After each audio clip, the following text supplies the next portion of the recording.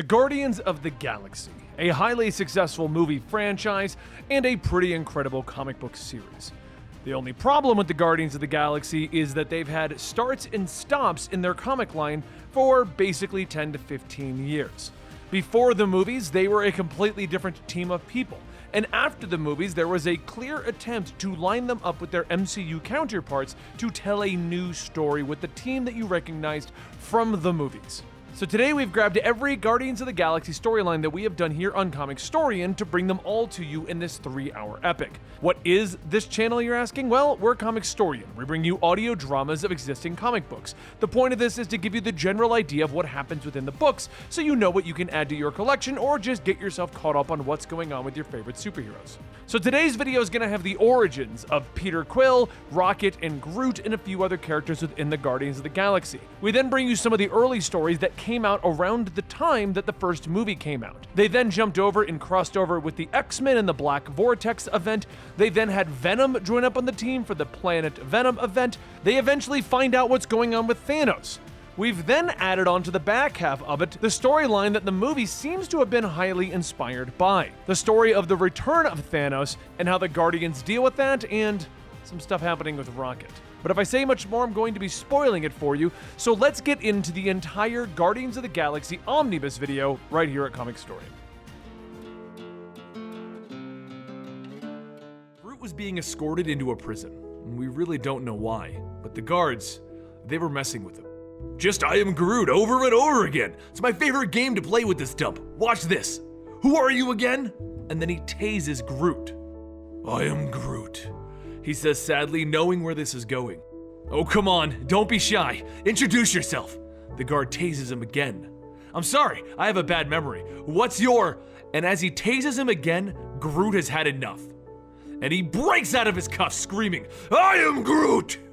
He then slams both guards against the wall and he grabs the one that was tasing him by the head. I am Groot! Throwing the guard on the ground, he says over and over again, I am Groot! I am Groot! I am Groot! Two other guards come over and they throw Groot to the ground. Time for the pit. Throw him in with the other problem child. Groot gets thrown into the cell and he just lays there. He doesn't want to get up. He doesn't want to fight. Until someone in the corner says to him, So what are you in for? Groot looks up to see a raccoon in a prison outfit. I am Groot. Yeah, I didn't ask for your name, don't care. What'd you do? I am Groot. And then Rocket looks at him all funny. Oh, this'll be fun. Just stay off my side, it's cramped and ugly, but it's my side. I am Groot. He then slaps his forehead. This isn't what I meant when I asked for a plan. As they are forced to be cellmates, they end up going around together, and at the cafeteria, Rocket has had enough, and he tells Groot to back off. I don't want any friends. I am Groot, Groot says confused. Oh, are you? I didn't catch it the first 2,000 flarkin' times you said it. Nobody understands what you're saying, so do us all a favor and shut up and stay off my side. And that's what Groot did. He ignored Rocket and he left him alone. But way later, the guards that Groot injured were torturing him again, asking for his name. When things changed, Rocket yelled out, Hey! I think you got his name when he put you and your friend in the infirmary a month ago. Touch him again and he won't even make it there. Groot gets up and he stands next to his new friend, smiling. Stop looking at me like that. So they got to walk away from the guards, and Groot returned the favor by growing trees and a small bed for Rocket in their cell.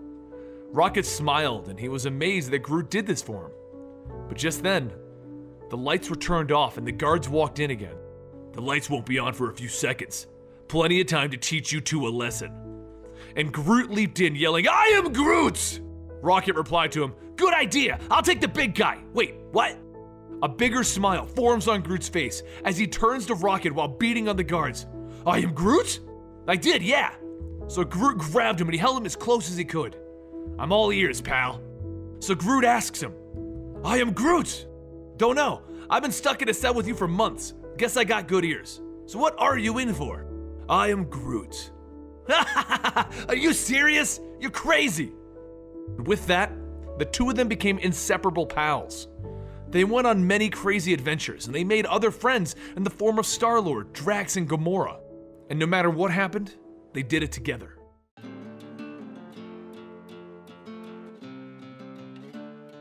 Peter Quill was 10 years old when he saw his first alien. The experience was not a very good one, as he watched his mother give her life in order to save his. So 8 years later, what did Peter want to do? Go into space. As Peter sits in the cockpit of a ship, warnings begin to blare that the enemy ships are closing in, and he shouts that he knows already. Peter goes through the controls, saying that it's high on heat but low on compression. Ions are up, but the deuterium is down. What else do you need? The onboard computer says that it is sorry. It cannot answer that question. And Peter says, fine, engage thrusters. Explosions begin to go off, and the computer says, fatality. Then another voice shouts for Peter to open up. He crawls out of the simulated cockpit and he tells Freddy that he would have just let him die in space. Freddy says no can do. It's almost 6 in the morning, and if he keeps going like this, he is eventually going to get caught. Besides, they have 9 ships, all with thruster problems in the hangar that need fixing. And Haywood called out, so he's got to clean the floors too. Peter sighs while pushing the vacuum, thinking about how this is a great ship in all of her glory. But all of Peter's hard work is one day going to pay off. He's going to be able to fly the greatest ship known to mankind, the Astron 1, and become the greatest astronaut ever known. It's just at the current moment, no one knows it. Peter stares at the Astron, and another cadet shouts that it's coming, and a few seconds later, the Kree Warbird shoots by. The Warbird is a ship that the Avengers had donated to the space program after their last adventure in space, and no one's been able to learn its faster-than-light warp drive. Once the Warbird lands, another cadet by the name of Hastings jumps out shouting that she did everything, and it still won't jump. All it does is stall. A few of the other engineers go over the data trying to figure it out, but the other cadet, Isaac, says that it's obvious. They need to drop the hammer and push it harder. Force the warp drive to wake up. Across the room, Peter says that that's a dumb idea. If the ship's stalling, they shouldn't push her harder. What they should be doing is cutting the thrusters to free up the faster-than-light drive, and boom, warp speed! Everyone stares at Peter, and Isaac says that that's the dumbest thing he's ever heard. Going slower is the opposite goal of a warp drive. Peter steps up shouting that it's a precision instrument, and they're driving her like a sledgehammer. And Isaac shouts at him to get back to vacuuming. Let the real pilots handle this one. One of the engineers steps up between them and yells at both of them to just get back to their work. Isaac, go run a flight plan. Mechanic, do whatever it is you do. Isaac laughs, saying that that's right, Grease Monkey. You don't have what it takes to be an astronaut. And Peter's response? Well, he cracked Isaac across the face. Later, Commander Lisa Chang calls Peter into the Astron to discuss Peter's later run-in. He says that he asked for it, and Lisa tells him that she's referring to the hundreds of unauthorized hours in the simulators. He lights up, telling her, my flying's pretty slick, huh? Do I get a job or what?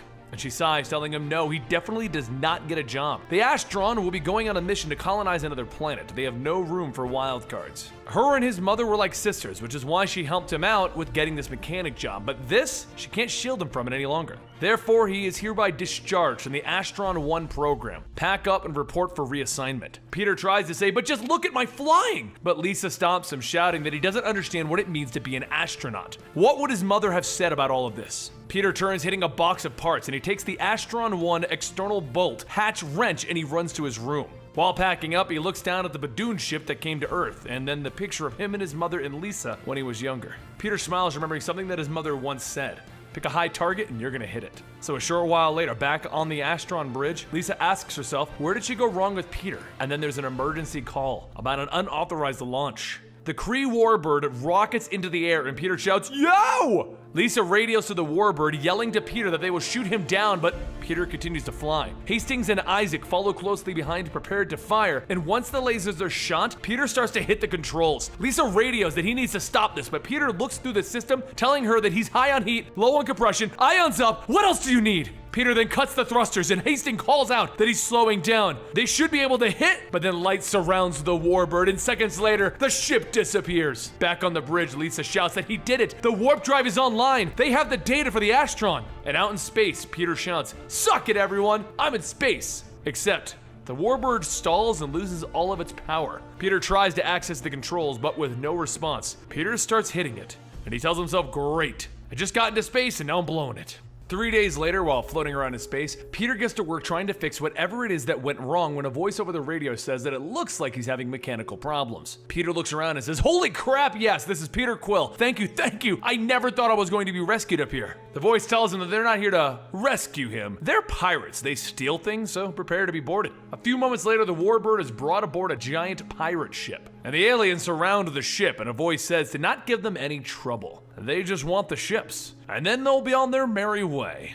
The The leader steps on board with another shouting that he's about to be robbed by Yondu and the Ravagers. The Ravagers look around and they find nothing, and Yondu notices a compartment open and shouts, "You better hurry and climb out of the ship's guts before I drag you out by your eyeballs." Peter thinks about it for a second and then he realizes he has a plan. He climbs out of the bottom of the ship and then he crosses the wires to simulate a radiation leak, which would mean suddenly the doors on the ship shut, trapping everyone on board of the Warbird. Everyone inside shouts, "What the heck is going on?" And then they feel a rumble. Back in the holding bay, Peter drives a crane pushing the Warbird back into space and he yells, "Walk the plank, suckers!" As the Warbird floats on, Peter then shouts that this ship is now the property of Peter Quill, king of all pirates! That is until Yondu tackles him to the ground. Yondu yells that he's gonna pull out his lung. And that's when Peter pulls the trigger on the gun that he had taken from home. The giant laser fires and Yondu grabs his arm yelling, "That for tack can hurt!" Peter runs off into the air vents trying to come up with another plan while Yondu goes back to searching. Yondu continues to shout that this is his ship. I can hear where you're going. There's no way that you could steal my ship. Yondu then heads into the treasure room and Peter thinks that he could use this to his advantage. What do pirates love more than anything? Treasure, loot, booty, just got to. But as Yondu walks in, he sees Peter's helmet and he charges after him. He then stops when he sees that it's just a helmet on a stick. Suddenly, the giant gold statue next to him starts to creak as it tips over and crushes him. A short while later, Yondu begins to wake up and he looks at his now bandaged arm, stating that that was stupid of him. He then turns back to see Peter at the controls and Peter asks, "How exactly do I fly my new ship?" Yondu tells him that this isn't your ship. And Peter said, "That's fine, I'll figure it out in a few minutes. Don't be a sore loser about it." As Peter continues to work the panel, Yondu begins to pick up the cuffs and he sneaks on Peter, banging the helmet with a gun. Yondu then says, "You really thought you could take me prisoner with my handcuffs? Think again, you holy flarkanards, you're a kid!" Peter sticks the gun into Yondu's stomach, telling him, "I'm a kid with a gun." Yondu pushes the gun to Peter's head, telling him that he's keel-hauled men more decent than him for less. So here's the deal. I'm gonna take what we want from your ship, and then I'm gonna let you drift out in space. Put your fate into the hands of the stars. Peter says that's a stupid deal. How about he lets him stay with them as a member of his crew? I trapped your friends, stole your ship, found your treasure, and almost got away with it. Yondu tells him that he's just a dirt-poor boy from Earth. Not worth a damn here. And Peter shouts, "Come on! That ship you stole? I stole it first, and I killed my first alien when I was 10, proving to the people who told me that I couldn't make it to space wrong." Peter's eyes begin to water and he says, "Please, I have nowhere else to go." A little while later, once all of the Ravagers are back on board, one of the aliens asks Yondu, why did he do it? He looks over at Peter and he says, "Kid is one of us. Maybe one day he'll be a great pirate. Or maybe we'll just let him clean our ship." But while Peter pushes the Star-Lord Huvvac around, he tells himself that this is his new job, for now. Because if these aliens can be pirates, so can he. As the days pass, Peter stops when he can look at the universe that he worked so hard to see. And as he does, Yondu says that someone must have been sleeping since his floors ain't getting cleaned. Yondu notices Peter holding a picture, and when he looks at it, he says that it must be the Badoon ship that he's looking for, the one that he asked if they could find 100 times. Peter laughs, asking, "What if I asked you 101 times? And Yondu asks him, "What would you even do if we found them?" Peter says that he would shoot it out of the sky, throw it into the sun, pee on the ashes, and dance on their grave. Yondu tells him that that's the thing about space. It ain't complicated. It's all about the big nothing out there with the occasional thing of interest. Steal one thing, avoid another. That's the big secret to space. Peter then takes out the picture of his mother, saying that he's looking for that ship because of... Here. The other woman is Lisa Chang, who became a commander. But she would never have gotten the 4 warp drives operational if it wasn't for him. And Yondu stops asking, "Unearthed their ship with 4 warp drives?" Peter laughs, telling him, "Hell yeah, reverse engineered them from the Kree. I was the one who cracked it. I know all of the ins and outs and all of the secrets, so maybe I would be a better mechanic than a janitor, or maybe even a pirate." Yondu tells him, "You know, maybe you're right.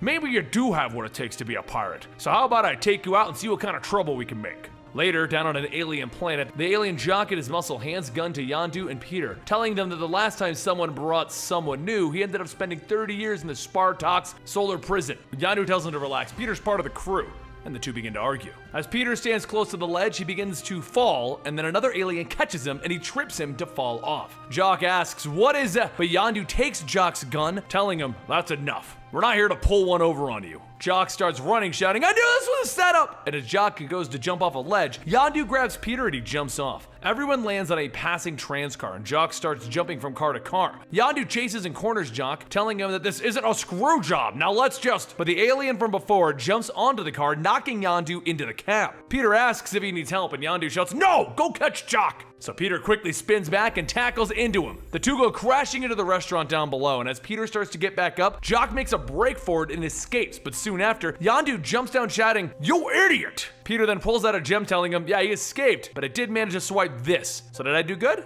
Yondu grabs the gem, telling him, "You did better than good. This is the beginning of great things." So from there on out, Peter went to living the life of a space pirate, getting into fights, drinking, making out with hot alien women, and even entering brawls and winning them. However, what Peter isn't seeing is that these adventures are being staged. One night during karaoke, Yondu tells everyone that he would like to make a toast to their newest and greatest member, Petey. It's time that they make it official, so they decided to make him a full-time Ravager. How about that? Peter asks if he really means it, and Yondu says, "As serious as a scroll. I even got you a little gift." Yondu holds out a tracking gem that shows a picture of the Badoon ship that Peter's been looking for. Peter says that he doesn't know what to say, and Yondu tells him that there's one small thing that we want to return, and that's the Astron 1. The Astron recently flew by a probe drone, so we're gonna take it. Peter tells him no, they can't do that, and Yondu takes the tracking gem back, telling him, "You're one of us, right? Besides, you said it yourself. All those people said you couldn't cut it.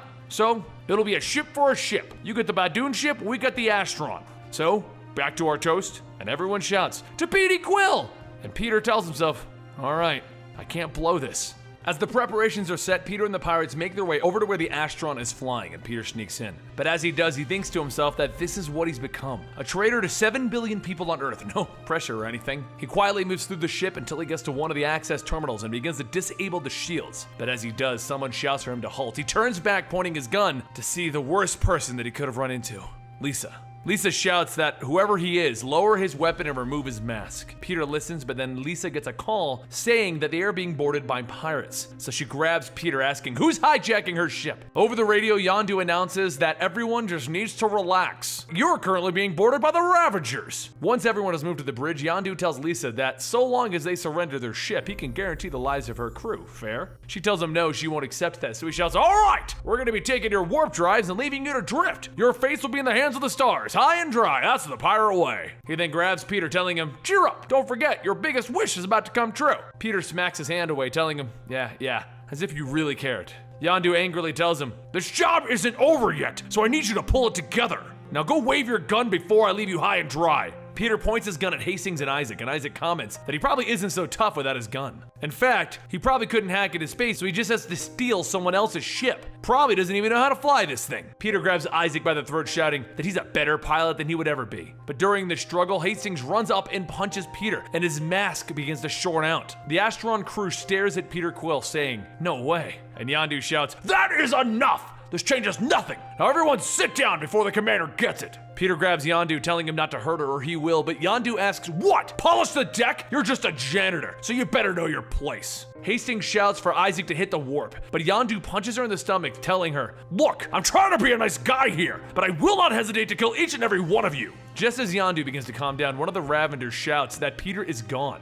Meanwhile, on the connecting tube back to the Ravager's ship, Peter leads Lisa, telling her that they need to hurry. Lisa stops him and hugs him, telling him that she's so glad that he's alive, but they need to go save everyone, and Peter stomps her, telling her no, they're going to steal the pirate ship and they're going to get out of here. Lisa tells him no, the Astron, but Peter stomps her, telling her that he wasn't a part of the mission, remember? So Lisa tries to convince him, and he continues to shout, no! Those pirates will do whatever they want. I learned what I needed from them, and it's time to steal their ship.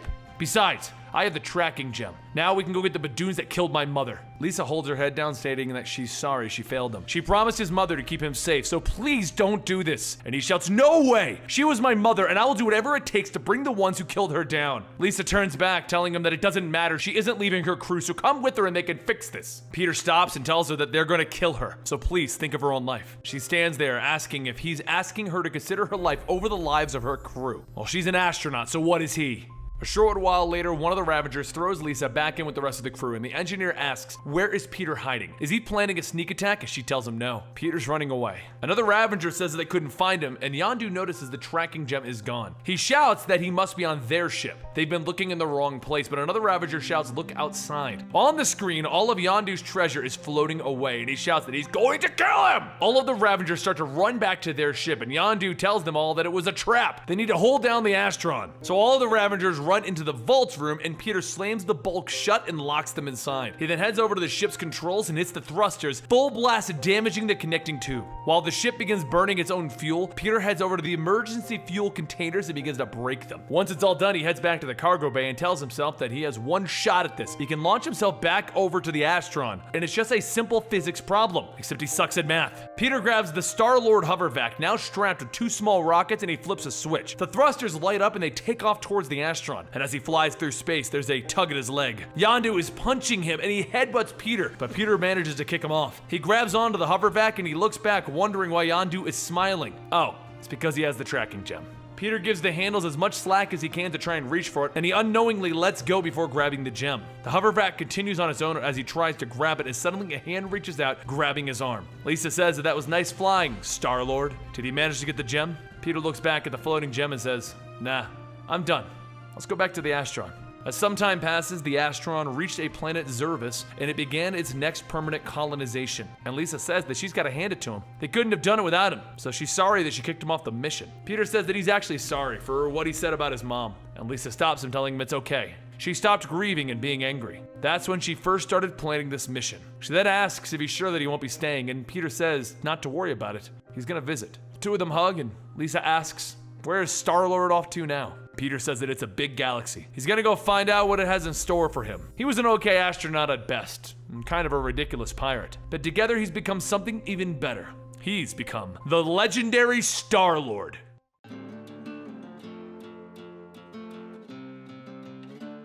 Kids upstairs, a woman shouts, and the Badoon tell Peter, don't move, we have you dead to rights, Star-Lord.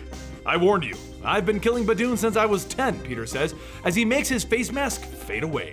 When I was 10, I ate a human brain every day, the Badoon replies to him, grinning as he takes Peter's gun. They take Peter Quill prisoner, and they begin to leave the orphanage where all of this is happening. They came for one thing, the Mandalay gem that Peter hid there a while ago. And since there's also a bounty on Peter's head conveniently right now, the Badoon are gonna get a 2-for-1 deal. They haul Peter to their ship, where the Badoon explains that the evil villain Mr. Knife is the one that is after Peter Quill and any weird weapons that the Badoon happen to come across. Apparently, he's gunning for Earth for some reason. They then leave Peter alone in the cell after knocking him out. When he comes to, he kicks off the communicator that he's hidden in his boot, and he dials up the greatest girl in the galaxy, Kitty Pryde. He calls to make sure that Earth is okay, because if Mr. Knife is gunning for Earth, did he miss something? And once he finds out it is, they have a little bit of small talk until the guard comes down to see who Peter's talking to. Kitty snaps, are you calling me for prison? But the guard walks in and Peter introduces them. Kitty, meet Thumbnail. Thumbnail, meet Kitty. Thumbnail hate cutie talk. So Peter jumps up, blasting Thumbnail with his rocket boots, throwing him out of the cell. He then makes his way out of the jail cell and through the ship, where he grabs the Mandalay gem and blows a hole in the side of the ship, before making his epic getaway into space using his face mask. He then travels back to Earth, where he drops off his life savings with the orphanage. He didn't tell them that it was his, he told them that he sold the Mandalay gem, but he had to make it up to them. He then takes off for space, devising his next plan, only to be stopped by another ship. A woman gets out of this one and demands that he come with them, by the order of Captain Victoria, the daughter of the former Emperor Jason Spartax. Wait, Peter thinks, I have a sister? You see, Peter is also the son of Jason of Spartax. She brings him onto their ship, where once again he finds himself in handcuffs. There is a mighty bounty on Peter's head, and she intends to collect on it for the sake of Spartax. Peter tries to play the family card, which honestly didn't work too well, so then he convinces her to go along with a plan of his by convincing her that there's more money to be made with his plan than turning him in. So Victoria brings Peter to the bounty hunter, and they prepare to turn him in. But just when she's about to collect her reward, she betrays the guards, and Peter breaks his cuffs, grabbing the bounty guy hostage. Peter then tells them to transfer all of the money that's in the vault into his account. Well, the rest of the Vinderdoom guards are a tad unhappy that they're about to be out of a job, and they open fire on Peter and Victoria. Epic maneuvers happen, and the two of them manage to get off of the planet. And as they prepare to leave, Peter leaves his sister with all of their earnings. She'll use it for the good of their people, the people of Spartax. But she asks him, why leave it all? And why does he seem to have a death wish? So Peter finally explains what he's doing. You see, Peter was trapped in the Cancerverse with Richard Rider and Thanos. When he and Thanos got out, they made a pact not to fight each other for a while, and that was Peter's mistake. Thanos has been running free out there, making problems and killing thousands, and he feels that he is to blame because he can't stop Thanos. So he doesn't want the money that they just earned. He's gonna go after Thanos, and he assumes that he won't be back. After leaving his sister and her wishing him luck, he went to a bar where a pretty lady tased him to bring him in for the bounty that the Badoon have on him again. This time, his cellmates are a spy from the Spartax Empire that got caught, and a little Badoon child that just won't talk. So Peter calls up Kitty Pryde again, and her first comment is, "You're calling me from jail again?" Yeah, never mind that. I need a distraction. Can you do something in the lingerie department? Dream on, spaceman. Okay, how about something scary? So Kitty Pryde gets into the scariest outfit she can find. A giant banana suit, and she screams, "Ooga chaka, ooga chaka, ooga chaka, ooga chaka." The guard rushes into the room terrified, and Peter takes his gun with a yoink and knocks him out. The three prisoners run into the ship, and the spy tells Peter that he'll see him later. The legendary Star-Lord is a little too high profile for his plans, leaving Peter alone with the Badoon child.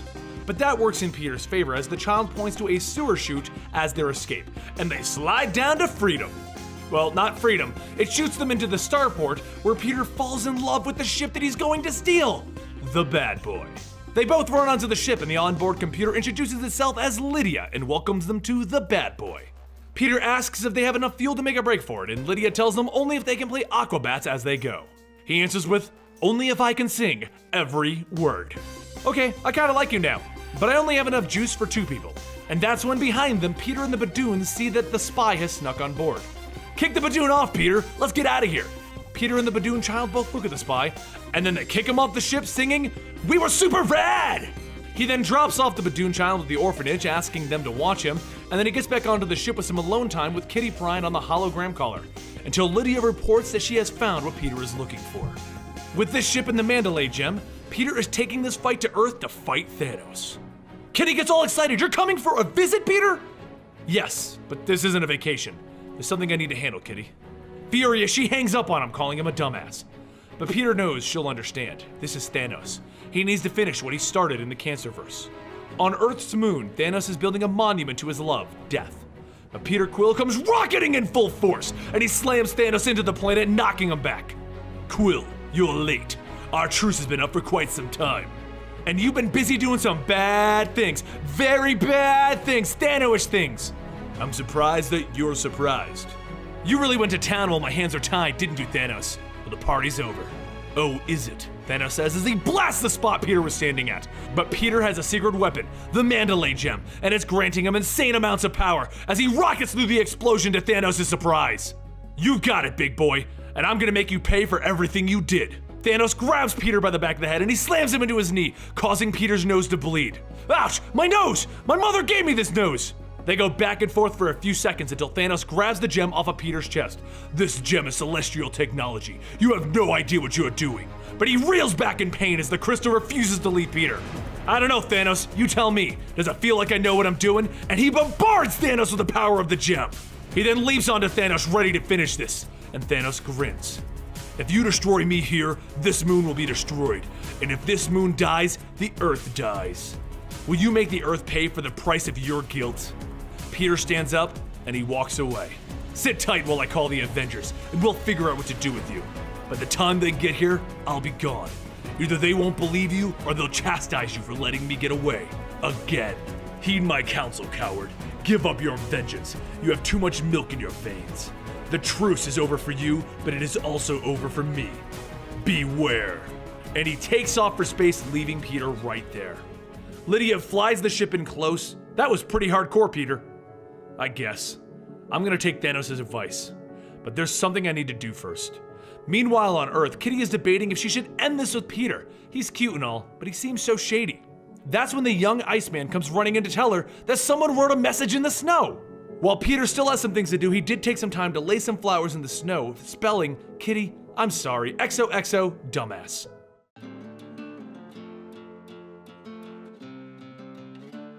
This left Agent Venom stranded on a very populated planet, alone and scared.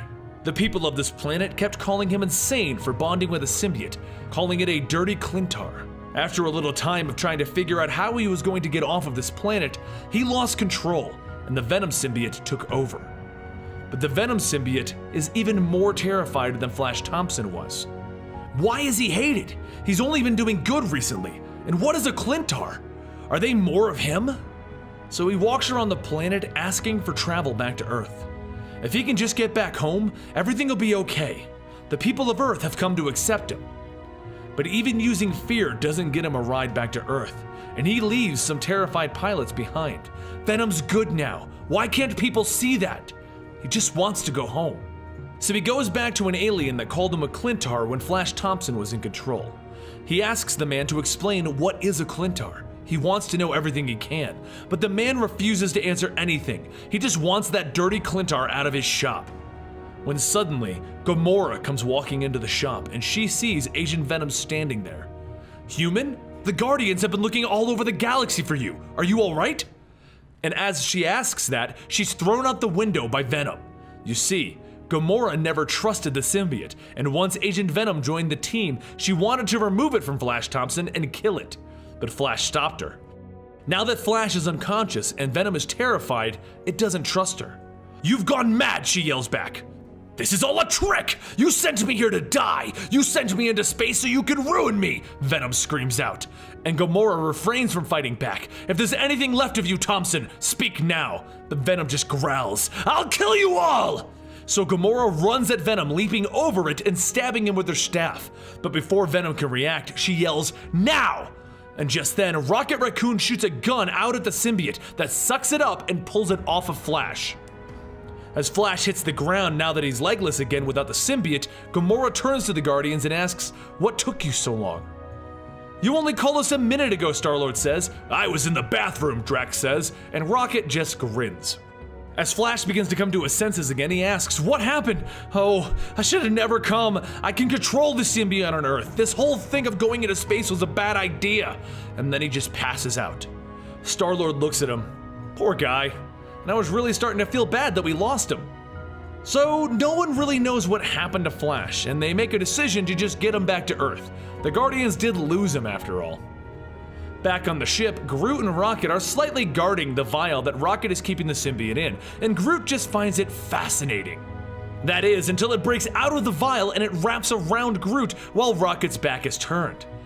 Rocket turns around to see his buddy under the control of the symbiote, and Venom Groot says, "I am Venom!" Star-Lord, Gamora, and Drax all see Rocket come running out of the cargo hold, with Venom Groot chasing them, yelling, "I am Venom!" "What's going on?" Star-Lord asks, and Drax runs in and begins swinging, "I have this!" But Groot quickly slams him into the ground and throws him into the ship's controls, turning off the gravity. No one has any idea what to do, with Rocket yelling, "Help Groot! Somebody help Groot!" So Gamora demands Venom release the Wood God, and she will spare him a brutal death. And Rocket just snaps back, "Not like that!" But Star-Lord has this as he fires his guns along with Rocket at Groot. "Sorry, buddy." The Venom symbiote quickly jumps off of Groot and it begins to look for a new host. And it sees a certain talking raccoon that it would love to be on right now. But Rocket panics and begins to blind fire at the symbiote.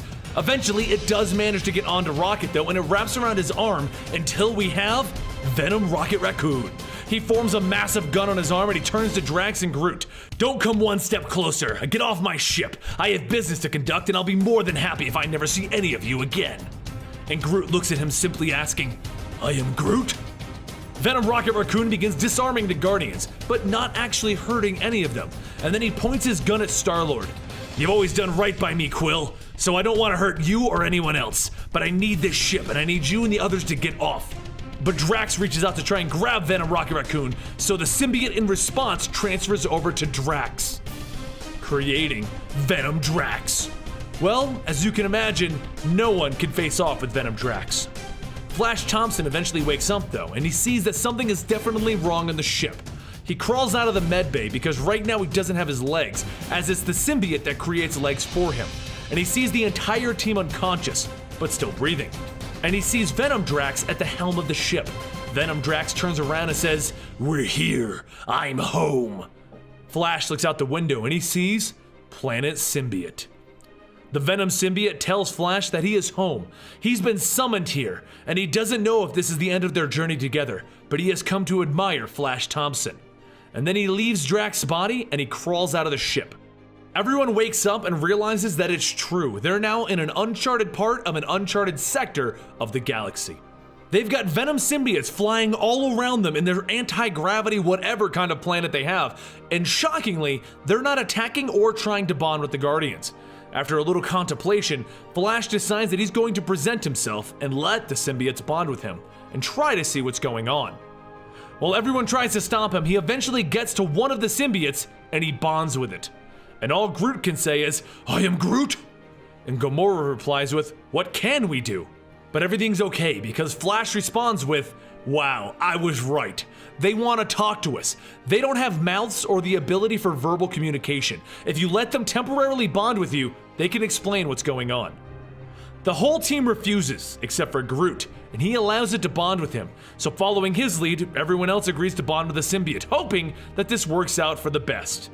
And the symbiotes explain, "We are the Klyntar. We are the mind and soul of the warrior, and we want to spread the true ways of a noble and virtuous galaxy. Like yourselves, we are dedicated to making a great society. To get to this society, we need to find hosts to create a perfect bond to reach our ultimate goal. This means that we need a perfect blend of moral and physical ideals. If we can find that, we can create the ultimate noble warrior. But because we need such a delicate balance, there are few members of very few species that can rise to the occasion. If the balance is even slightly off, it'll create something that is monstrous and corrupt. Because of this, our reputation throughout the galaxy has been tarnished. Once a symbiote becomes corrupt, we break it off from our home world and our hive mind, and without a connection to us, a damaged Klyntar will spiral out of control. The corrupted Klyntar will then try to spread lies and half-truths to further their own agendas, further harming our reputation in the galaxy. But even a broken symbiote can bring true heroism, and that is why we are honored to have Eugene Flash Thompson with us here today. And so we are grateful to you Guardians for bringing him to us. We've been aware of your Agent Venom for quite some time, and we are so happy that throughout their struggles, their bond has made the warrior whole and a planet safer. But since the Venom symbiote only contained a fractured connection to us, it was frightened and it began to react to its surroundings irrationally. But now that they are here, we can fix and repair the symbiote and create the perfect warrior that they are supposed to be. Eugene Flash Thompson, you now have new abilities and knowledge that you didn't know you had before, and you have a connection to us finally. You are now a warrior of the galaxy, and you may now leave with our gratitude and blessings. As a thank you, we have cured all of your bodies of their poisons and cancers. Cancers? Who had cancer? Star-Lord asks. So in our short story, the Guardians and Agent Venom all climb back onto their ship, and they all comment about how they feel like $1,000,000. And it's time for them to go find a planet to repair their ship after this whole ordeal. Rocket Raccoon has also made it Flash's job to clean up the ship, since it was his symbiote that made the mess. But before anyone can do anything else, Captain Marvel calls them up to ask Peter if he knows anything about this, because the Spartax Empire is currently broadcasting that Star-Lord is now the new president of their empire. Rocket Raccoon looks at him and he says, "Hey, congrats! And I may have a few things on my record that I'm gonna need you to quietly take care of, buddy."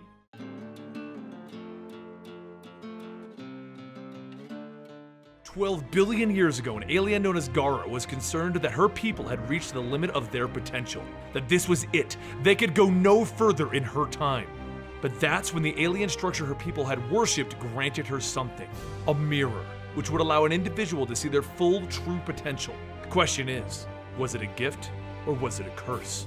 We now go to current day with Storm telling Beast he's wrong, and he knows it. He broke the laws of space and time by bringing the original 5 X-Men to the present from the past, and while Beast admits that it may have been wrong, he can't see the damage that he's done without seeing all of space and time. And since he'll never get to see all of space and time, he'll never know if he actually did anything wrong. But that's when Magique shows up with the young X-Men in tow. Kitty needs all of us, so let's go. She grabs both Beast and Storm and they warp out of there. Meanwhile, in space, the Guardians are having game night and Rocket Raccoon is cheating as the game master until Peter Quill calls up the team to tell them that he needs help. He snuck onto Mr. Knife's starship with Kitty Pryde, and they discovered that Mr. Knife had gotten his hands on the Black Vortex, a gateway to infinite power. Not only that, but he was teaming up with Thane, Thanos' son.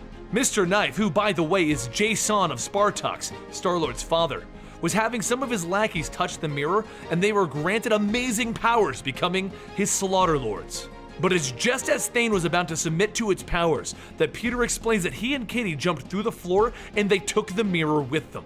And now Star-Lord and Kitty Pryde are having everyone come to planet Spartax, to the orphanage where Star-Lord helps out so that they can figure out what to do next. The X-Men, the Guardians, and various random helpers all converge to try and figure out what they should do with it. What should they do with the Black Vortex? But it ends in them deciding who will try it first.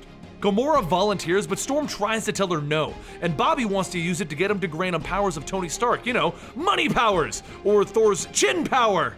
Even Captain Marvel argues that maybe they should use it, but Storm defiantly tells everyone we need to destroy the Black Vortex. We can't mess with this power. That's when a booming voice behind all of them tells them the Black Vortex is not theirs to destroy. The Slaughter Lords have arrived. Everyone jumps in ready to fight, with Captain Marvel blocking the first of their attacks, and then Gamora leaps in to move towards the mirror. In the confusion of the fight, Storm asks Star-Lord where the mirror went, and Star-Lord's ship, Lydia, tells them that Gamora had it, but no one can pick her up now. That's because she's been granted cosmic powers by the Vortex. Using her new powers, she manages to dodge every attack and injure all of the Slaughter Lords, making her the champion of the fight. Seeing their chance, Storm tells the X-Men to get the heck out of there, and Jean asks if they should take the Black Vortex with them. Bobby enthusiastically says, hell yes! Drax, on the other hand, thinks that perhaps they should smash it and aid their fellow warrior in battle. Star-Lord quickly corrects him. I think she has it, Drax. And that's because Gamora is literally dropping all of the Slaughter Lords. So Magique does her thing and she teleports everyone to the moon of Spartax along with the Black Vortex. And it ends as the Slaughter Lords have no idea where they all went. The debate finally begins again. What should they do? Storm wants to destroy the Black Vortex, but look at the power that Gamora has. Obviously, it works and it's worth it. Star-Lord takes point. All right, let's all line up and power the hell up. And that's when Kitty Pryde eyeballs him. What? You want to use this? Well, yeah. We power up, stop them from powering up, and keep the Black Vortex from them. You actually want to use this on each other. I somehow got the feeling you don't think we should. Oh man, you're so gonna break up with me over this. Everyone begins to reconsider, and Captain Marvel asks, is everything in the galaxy bad? And Drax just votes that they just let him destroy everything because he doesn't even need the Vortex. Star-Lord tries to convince Kitty that they need to do this. She doesn't understand the things in space that they deal with. And Gamora agrees. With this power, she can finally end Thanos' life. But none of that matters as everyone hears a whoosh and the area fills with a blue light. Oh my stars, declares Beast as he steps out of the vortex. A new person. He could see everything now. Space, time, the connections between them all. And he thinks, now he knows how he can fix everything. He can fix what he broke. The first thing he does is begin his calculations, and Kitty looks at him disappointed. You shouldn't have done this, Henry. Laura runs over. I've had enough of this thing, and Beast shouts no, and the vortex hits her, knocking her back. But at that moment, Nova finally catches up. Hey guys, I made it! And then he looks around at everyone looking worried, scared, and angry. What did I miss? Gamora grabs the vortex and sides with Beast as they show everyone their full potential, and Beast calls out to his friend, Storm, I wish you would submit. You could see the future without fear. It is within our grasp. Not everyone turns away though. Seeing his potential, Angel steps forward and he submits to the vortex. He then walks over with Beast and Gamora and he tells them he is free.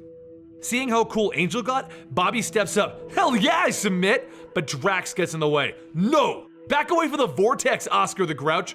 I have not begun to unleash the Grouch. Kitty confronts Beast. Remember, it was your job to watch these kids, Hank? None of that matters, Kitty.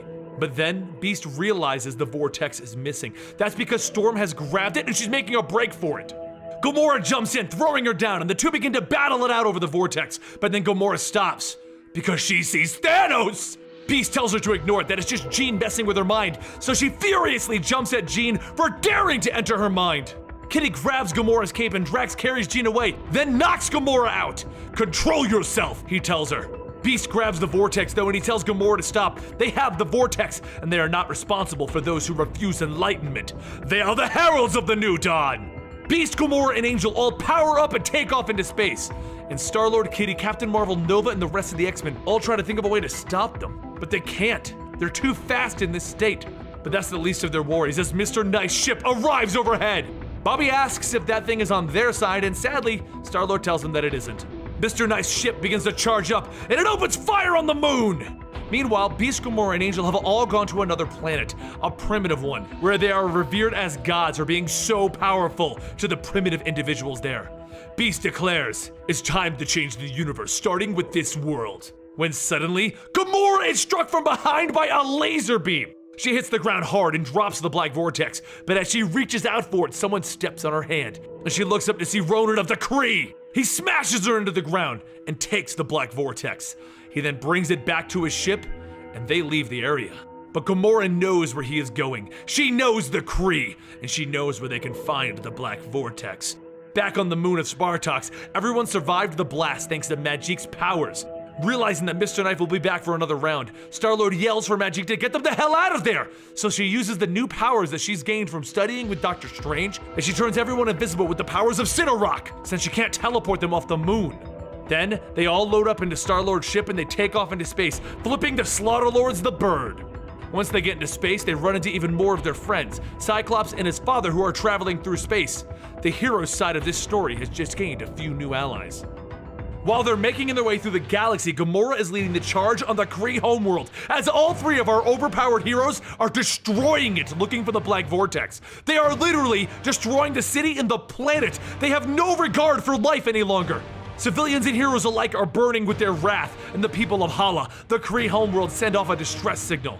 When it's received by Star-Lord, Kitty, and the rest of their team, they are also trying to figure out their plan. And at that moment, they also see a mysterious alien attacking Spartax itself, and they get a distress call from the orphanage.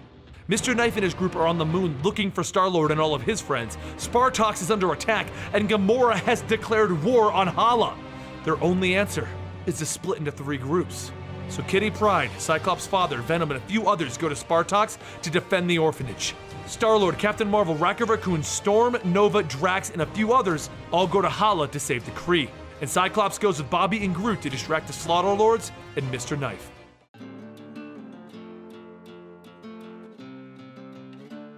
But at the start of our part 2, they've already failed, as Mr. Knife's Slaughterlords have already knocked all 3 of them unconscious and taken them prisoner. So let's follow Star-Lord to Hala to stop the cosmic beings from destroying the Kree homeworld.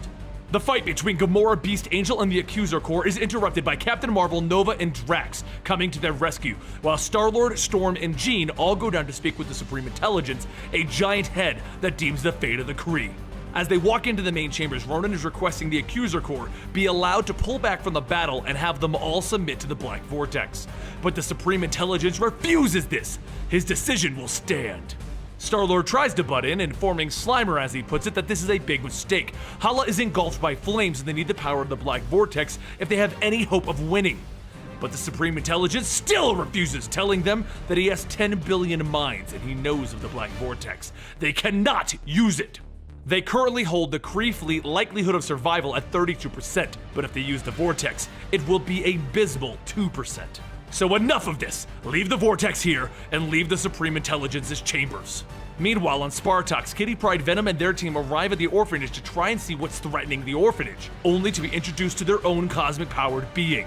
She explains that she is Gara, the last of the Viscardi, and she is here to destroy the Black Vortex. Now where is it? Back with Star-Lord and Ronan, Star-Lord has an idea. Ronan, would you submit to the Vortex if you had a chance? Ronan gives Peter Quill a stern look. Gotcha. Well, I'm gonna go embarrass myself for a good cause, so just be ready to make your move. He runs back in shouting, I'm gonna be the king of the cosmos, baby! Black Vortex, here I come!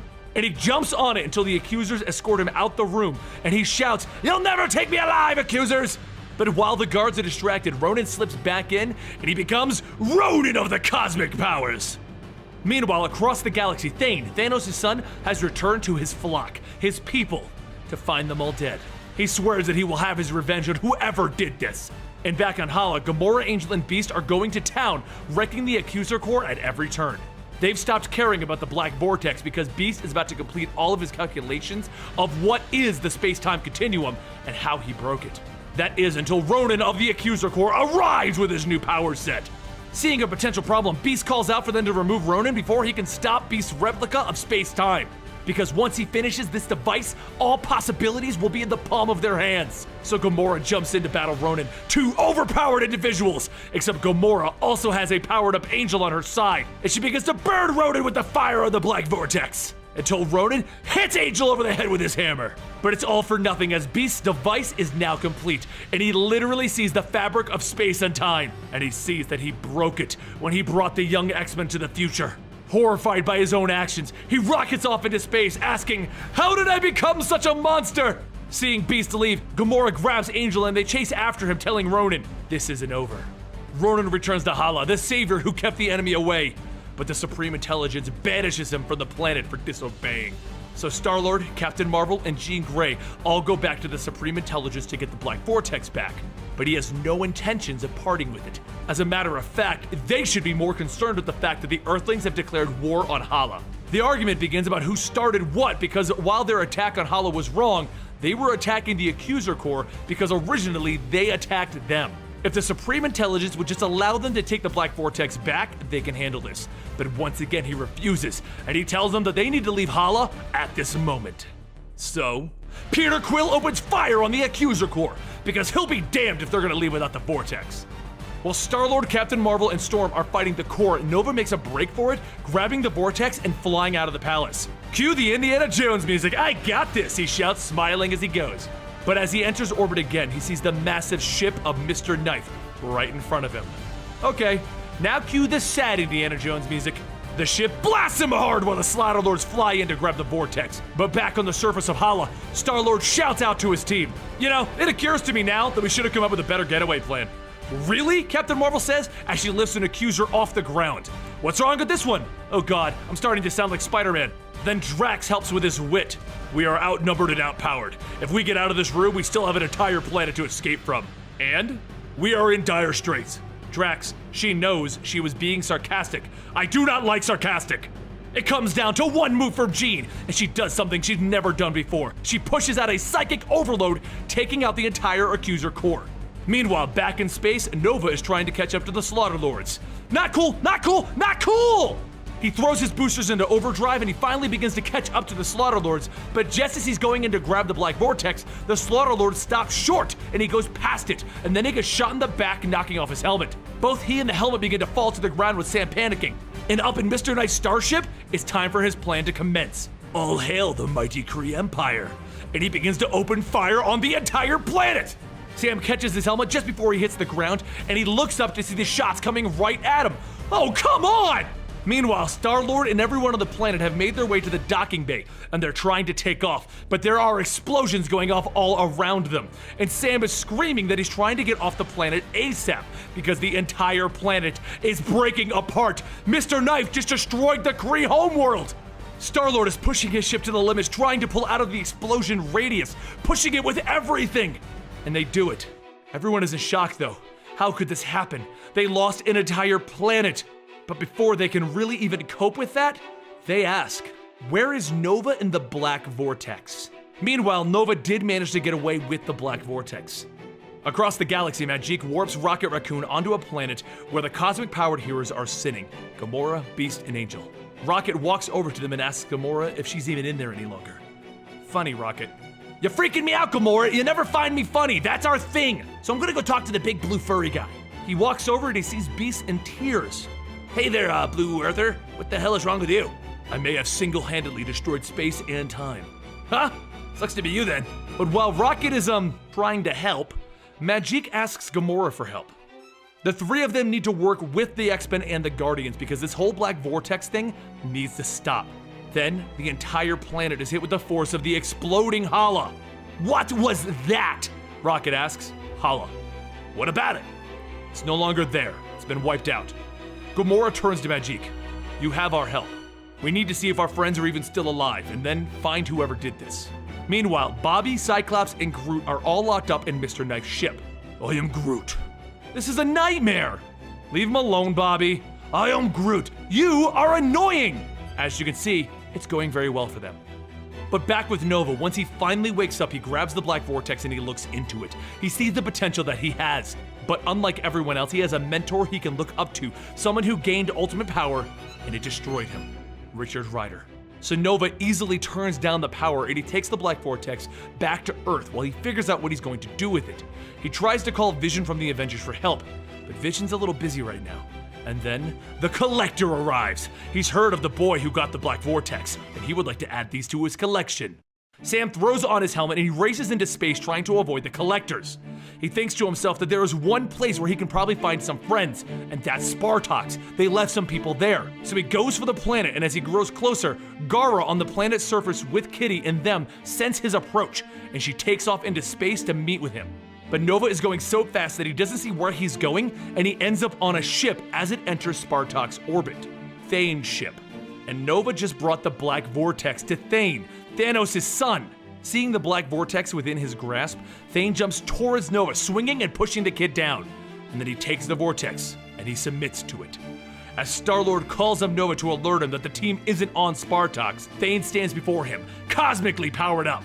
I am no longer Thane, son of Thanos. He is Thanos, father of Thane.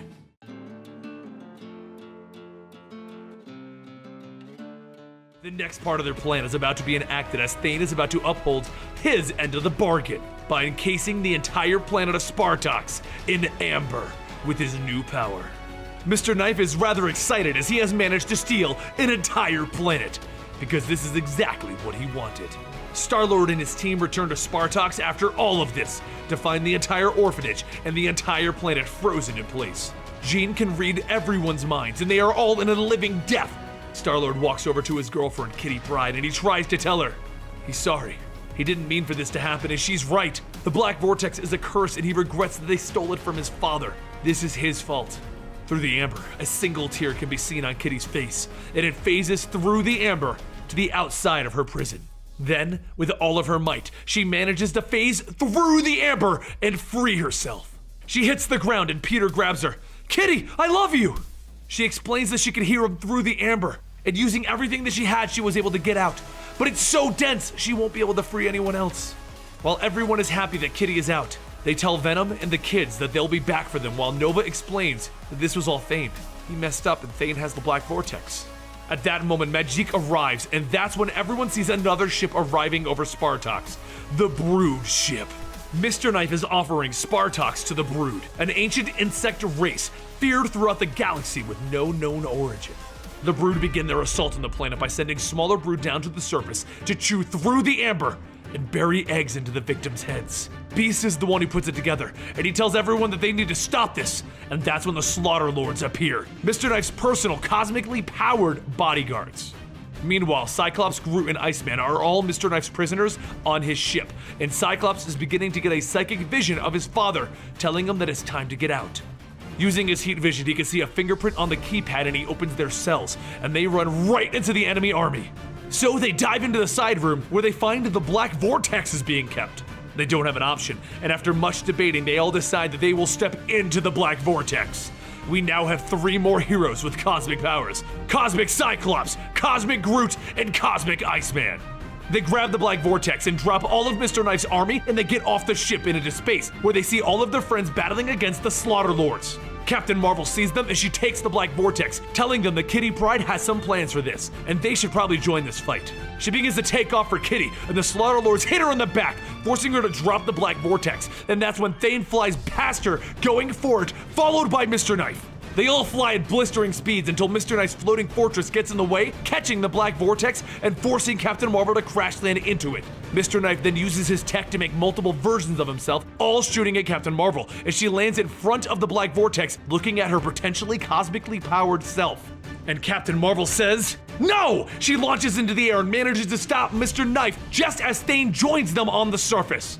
He points his power at Captain Marvel, attempting to encase her in amber, but she grabs the Black Vortex and uses it to reflect his power back at him, aiming it at Mr. Knife, sealing him in the amber. To make things even more interesting, Gara, a cosmically powered alien who's been chasing the Black Vortex, lands right in front of both Thane and Captain Marvel. With a single movement of her hand, she throws Thane into space, and Captain Marvel says, "Screw this!" as she launches back into space. She flies as fast as she can back to the surface of Spartax, where Kitty, Star-Lord, and all of the non-space flying heroes are, followed by Gara demanding the Black Vortex. She then hits everyone with her power, throwing the Black Vortex off yet again, and this time it lands in front of a young Jean Grey. She looks at it knowing that she'll need to save everyone, and she prepares to submit to its power even if it means losing herself and possibly becoming a villain again, just like the previous Jean Grey did with the Phoenix. Until Star-Lord stops her. "Jean, it doesn't have to be you this time." Then Star-Lord looks into it and he sees his potential, his future. and it would force him to lose Kitty Pryde. He can't do it, he turns away from it as well.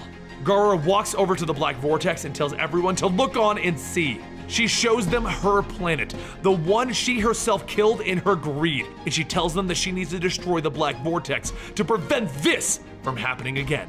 Kitty pleads with her though, they need it to save Spartax, and Gara asks her, would you save Spartax at the expense of another planet?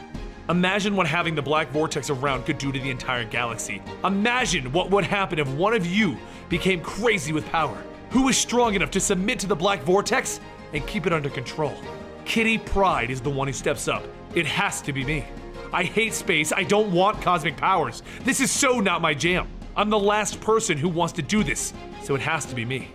Gara tells her to step forward and Star-Lord runs over. Kitty, no! She apologizes. She has to. With the planet of Spartax in amber, and with her friends battling against the Slaughter Lords, and with a cosmic being willing to destroy the Black Vortex in front of her, Kitty Pryde steps up and submits.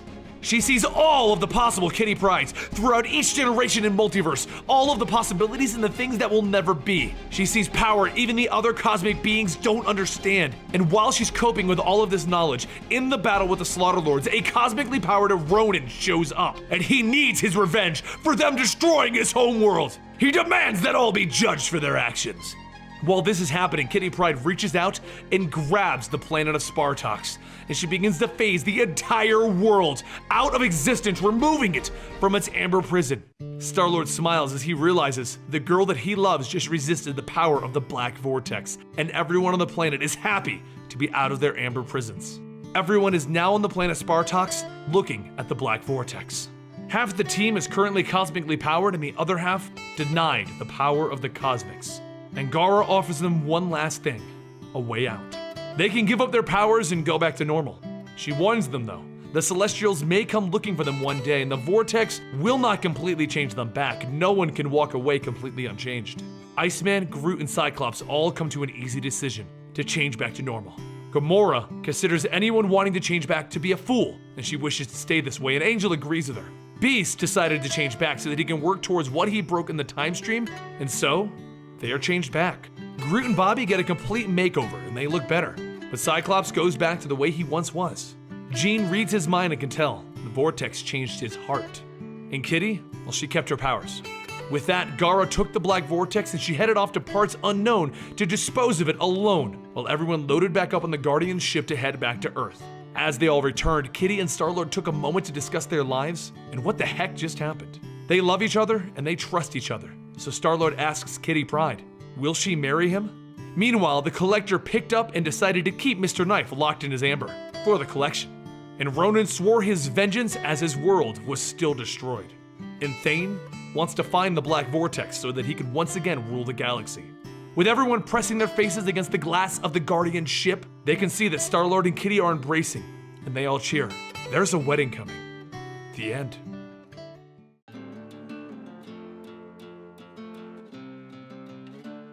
The Negative Zone, a place where the kings and queens of the galaxy secretly meet. But now, there is only Annihilus and the Queen of the Brood. Queen of the Brood wonders where the others are, but Annihilus explains. King Jason was removed from his throne. The supreme intelligence of the Kree was destroyed along with his planet. Gladiator of the Shi'ar has been ignoring their invitations, and he will never trust the Chitauri. But back in the Milky Way galaxy, Ben Grimm is flying through space holding onto a tiny jetpack that would fit the size of a certain raccoon. But you know what? Grimm decides that this feels right. Ben thinks to himself how much he needed this. This is what his original goal in life was, to be a spaceman. Except one thing, the giant Chitauri spacecraft that's trying to eat him. But before the Chitauri can blast Ben for stealing something from them, Ben is rescued by the rest of the Guardians of the Galaxy. Kitty Pryde as Star-Lord, Drax, Rocket Raccoon, Groot, and Venom. Rocket complains that Ben took the only good rocket pack, and the Guardians notice the giant Chitauri ship. We gonna do the thing? Rocket says to Kitty. Let's do the thing, she responds. Using the rockets on her feet, Kitty begins to skate through the forces gathering around them and destroying them, then finally going through the giant ship in the middle, causing a massive explosion. Venom asks, if Kitty can phase through things and disrupt their technology, why doesn't she phase out of her clothes? And Rocket responds, hey, you're covered in alien goo and I don't ask why. To your face. Drax likes the new warrior, and Rocket likes the new Star-Lord, but Drax wonders how the old one is doing. Back on planet Spartax, Peter Quill is the new king of Spartax, and it is very, very boring. Peter decides to get up and leave, but doesn't really have a good reason to go, so when they ask him why he's leaving, he's forced to sit back down. Back in the Guardian ship, Rocket wanted to open that thing that Ben stole from the Klyntar, but they aren't sure if they should open it because, it might be a bomb. It's not a bomb! I am Groot. Exactly! Maybe it's just a cake! Drax tells them that they should bring it to an expert that they can trust. And Rocket responds with, "We don't know any." And Ben asks, "Experts?" "No, people that we can trust." Kitty suggests taking it to someone, but Rocket isn't getting it. Then he realizes, no! Kitty pushes further and the crew travels to Spartax to meet up with Peter, who is currently being groped by a tall pink alien. The alien is trying to tell Peter that they should procreate. It'll build a new reputation, but Peter isn't really wanting any of that, and that's when the ship flies in right next to them. "Who are those creatures?" the alien asks, and Peter responds with, "That's the Guardians of the Galaxy and my fiance." But as the crew gets out to give Peter what Ben stole, the guards point out that they were followed. "No, we weren't! I have a special hyperdrive that—" Uh-oh. Everyone turns to the sky to see a ball of fire falling and crashing through the buildings to the ground. Everyone runs over to see what happened, but Peter already thinks he knows what or who this is. It's Gamora! She's badly hurt and bleeding, but is able to tell them, "The destroyer of the worlds is here. Hala is here to destroy you." She begins to tell the story of the Kree homeworld. They were the most advanced civilization in the universe. The Kree's power stretched across the galaxy and saved worlds from cosmic threats. The Kree helped the galaxy keep order, and the homeworld of the Kree was destroyed. She is the accuser, the last of the Kree, destroyed by the Guardians of the Galaxy, and it is time for them to atone. Hala slams her weapon down, causing a massive explosion, knocking everyone down, and Kitty tries to phase through Hala, but it isn't hurting her. Peter can't understand what Hala is trying to say, but that's when Rocket has an idea as to why she's here to kill them. "Remember when we narrowly escaped the destruction of the Kree homeworld?" And Peter tells Rocket, "Oh man." Drax calls out the accuser, stating that she needs to stop or feel the wrath of the Guardians, but Ben steps in, telling him that he has a different saying back on Earth. "It's clobbering time!" Ben yells as he runs in to punch Hala, while Kitty just looks at him going, "I knew you were gonna say that. I don't like hitting a broad, but..." Kitty responds back, "Don't be sexist, but she's gonna kill us." "No, calling her a broad." "So calling her a broad is sexist, but hitting her isn't?" But while Peter argues with the guards to get medical assistance for Groot and Gamora,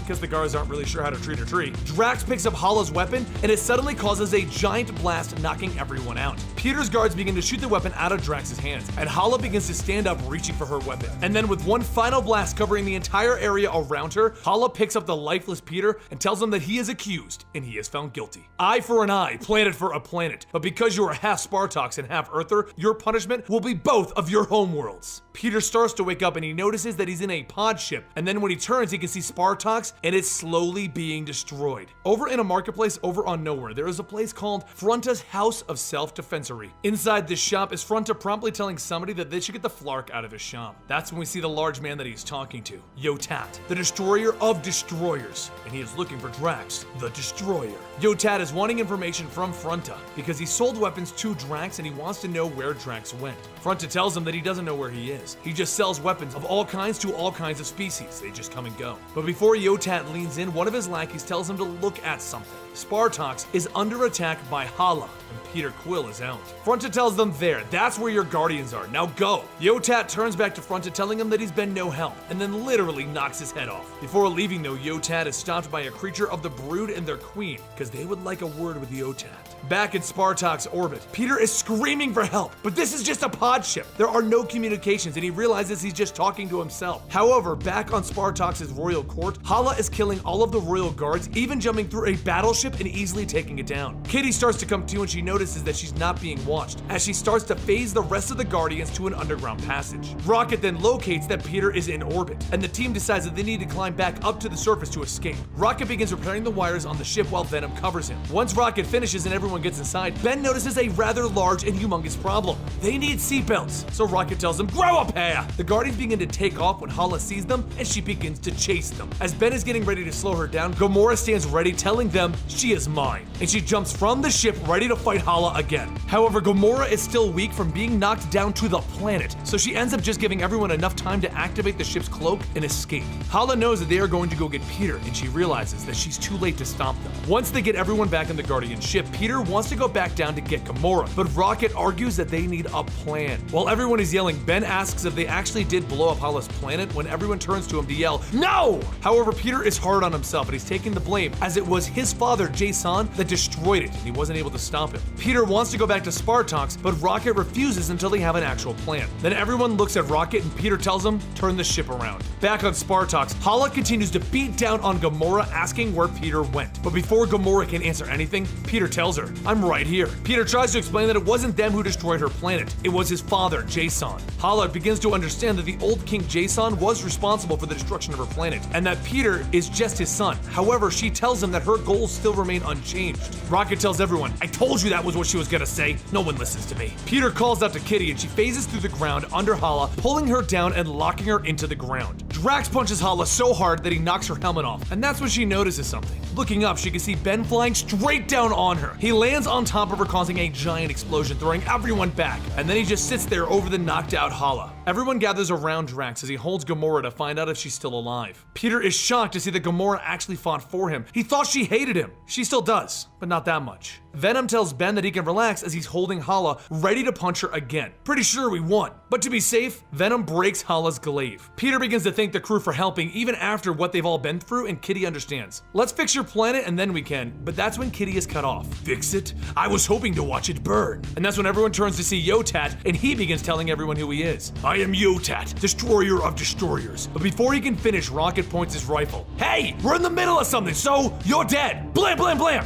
Rocket tells everyone that they can go back to the original plan when they all look at him. "Please don't tell me." And Yotat is standing there, continuing and finishing his monologue before he begins opening fire on everyone and destroying Groot. With everyone knocked out, Yotat reaches down to grab Drax by the head. "Drax, I give you a warrior's death. I want Quill to watch. I want the galaxy to see this." "Please don't do this," Peter calls out. "King Quill, are you begging? I didn't think the Spartax knew how to beg. My actual world is falling apart because of the Accuser. These people need our help," Peter tells him. "Do you have any more begging, or can I pull off your friend's head?" "No, that's all the time we needed." Then Venom crawls out from behind and he grabs Yotat. Rocket then stands up with his homemade weapon, all charged and recalibrated, going, "Big boom!" "Anywhere in particular?" Rocket asks Peter. "On the face, please." So Venom lets go and Rocket yells, "Boom! Big boom!" blasting Yotat. And sincerely, wholeheartedly, and completely, "I hope I just murdered you. Let's make sure this guy's down then." "No," Drax says, interrupting Peter. "I have this. Help the innocent." Rocket looks down to see pieces of Groot.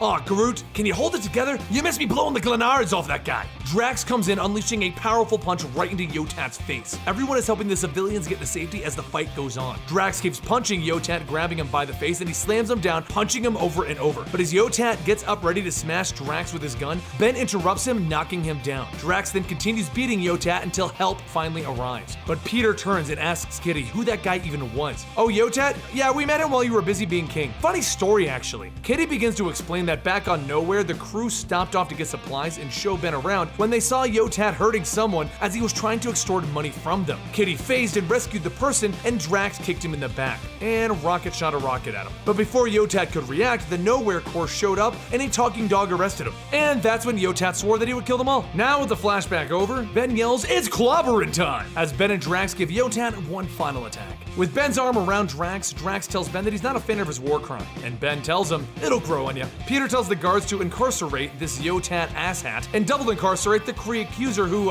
"You phased her through solid ground, Kitty," Peter says. "I did, and it didn't kill her." "No." Peter looks back at Kitty. "She's badass. And more to the point, she's on the loose." Kitty says, "Crap!" However, Hala doesn't get very far as she falls to the ground below and is quickly subdued while Peter is telling the guards to find her. Peter kneels down to get Gamora because she's barely alive, and Peter calls for the medics. Soon Gamora is in the hospital recovering along with a small little Groot plant next to her. But back at Peter's council, he argues not to release Hala back to whatever is left of the Kree Empire, as she is a threat to both Spartax and Earth. But the council has already agreed on releasing her. "I thought I ran things around here," Peter says, but everyone gets quiet. "I think they had a vote without you," Kitty says as the guards begin to grab Peter. "This council is holding you accountable for the attacks on our planet," the council members begin to say. "You jerks set me up! Ironically, I was about to quit this job, but at least I had the courtesy to wait." "Honey, it's time to go," Kitty says as she begins phasing Peter and herself through the floors. And that's when another council member tells everyone, "Let them run. They can go from one side of the galaxy to the other, but Quill and the Guardians are now enemies of the galaxy." With Peter now the head of the Guardians of the Galaxy again, and the Guardians trying to make their escape from Spartax, this is where it ends. But back at the negative zone, Annihilus congratulates the Brood Queen for having the Spartax Council remove their king. Annihilus sits back. "Now is time to make our move, but we must not repeat the mistakes of the past," the Brood Queen hisses. "What did you have in mind?"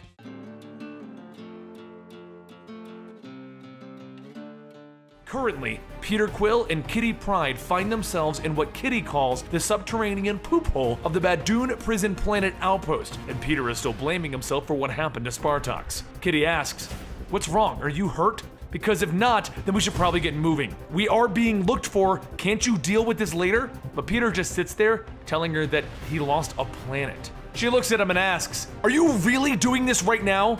I asked you if we could talk about this 10 times before in much safer places. Right now, we don't have the time. We have to do this later, Peter." She then leans over and tells him that he hasn't even commented on her new look. To which Peter says, "No, absolutely no. No to the outfit or no to commenting? Do you think this is my first trip around the Andromeda Strand? No. To your trap? No. I would rather talk to Thanos about his moisturizing regimen than talk about your clothes. Like you dress so great. Pro tip, neither blue nor Indiana Jones is your color, Peter." As the two continue to go back and forth, Kitty begins to wonder how it is that she's been a superhero since the age of 13, but this entire time since then, she has never been able to pull off a look. "So you hate what you're wearing too, Kitty?" Peter stomps and asks if they're really fighting about this, but Kitty tells him, "Of course not. I just need you to be ready now." Peter asks if she wore that horrible outfit to snap him out of his funk. She tells him, "It worked, right?" The two begin to make their way across the tunnels when they happen to come across some guards looking for them, and Peter says, "Psst," and Kitty tells him, "No, psst." Soon the guards turn around and then they end up shooting the guards, with Peter arguing the fact that they totally had that. More guards begin to show up and Peter and Kitty quickly begin to stop them and begin to escape again. But after a short run, they find themselves surrounded by an exceptionally large guard. Peter suggests that they should probably run, and Kitty tells him to hang on. She's thinking maybe the guards can take them where they need to go. Peter explains that there's no way that they would do that, and she says that she's been a hero since age 13. She knows when to run and when to do the other thing. Peter begins to open his mouth to the big guard, but before he can finish his sentence, the guard punches Peter in the face with a booming crack. Kitty manages to phase out and get Peter away and tells him that that went poorly, but at least he's knocked out, so he can't rub it in that she was wrong. He begins to wake up, telling her, "I'm awake." "And how long have you been a superhero again?" As Peter begins to get back up, he's then spotted by a patrolling guard and he begins to make a break for it again. But as they begin to get away, Kitty states that maybe they should find out how they came here to get in. Before she can finish her sentence, she sees all of the other aliens. She begins to walk through the settlement of prisoners after seeing an alien holding a lifeless child. She tells Peter, "Give her the gun." He tells her to stick to the plan, but Kitty says, "The plan sucks, give me your gun." He asks what she's gonna do with it, and through her tears, she yells, "She's gonna shut this down, this entire concentration camp." After taking the gun, Kitty jumps up and begins to phase through the buildings, destroying them, and that's when the guards begin to fly in. Kitty knocks them out, giving Peter a vehicle to fly, and then she continues to destroy things by phasing through them. Peter tries to tell the prisoners to go on, get out of there, but that's when one of the prisoners stops him and tells him that he saved their lives. He's a hero to these people. Peter tells him, "No, but you could tell me where you keep the high-risk political prisoners." Prisoners tell him that it was an honor to have met him. Peter tells them that really doesn't help. And then Peter stops when he sees the giant guard. The guard pulls his fist back and he punches Peter to the ground. And then he opens up his eyes to see a Badoon sentencing him for crimes against their brotherhood and sisterhood. They find his existence an abomination to their people, and he is now sentenced to death. Off at another planet, Rocket walks in cuffs as some Badoon is walking him onto the planet. While they're talking in their own language, Rocket shouts at them, stating that it's rude to talk and spit. Everyone in the universe knows that spitting is Glock and rude. But you know what? What you don't know is that I've been stalling for time. So if you would, could you look up now? When they look up, they see a figure heading towards the ground, and then the figure hits the ground, causing an explosion, sending everyone flying back. Rocket shouts, say it, you magnificent piece of orange Glorkin!" Through the wreckage, Ben Grimm stands up stating, "It's clobbering time, baby!" Rocket jumps on him, telling him, "You did amazing, but you did miss the big one." Ben looks back and he sees a large guard walking towards them, stating, "Of course I missed the big one. There's always a big one." The Badoon jumps towards Ben and Ben jumps towards the Badoon, and the two of them punch each other right in the face. He then begins to beat down the Badoon, asking if that was it, because I thought that there would be more. Rocket looks towards the ship, stating, "Well, that's just great. You knocked over our getaway ship. Guess I'll just have to go about fixing it." And while Ben goes to push the ship back over, he notices a rather attractive alien.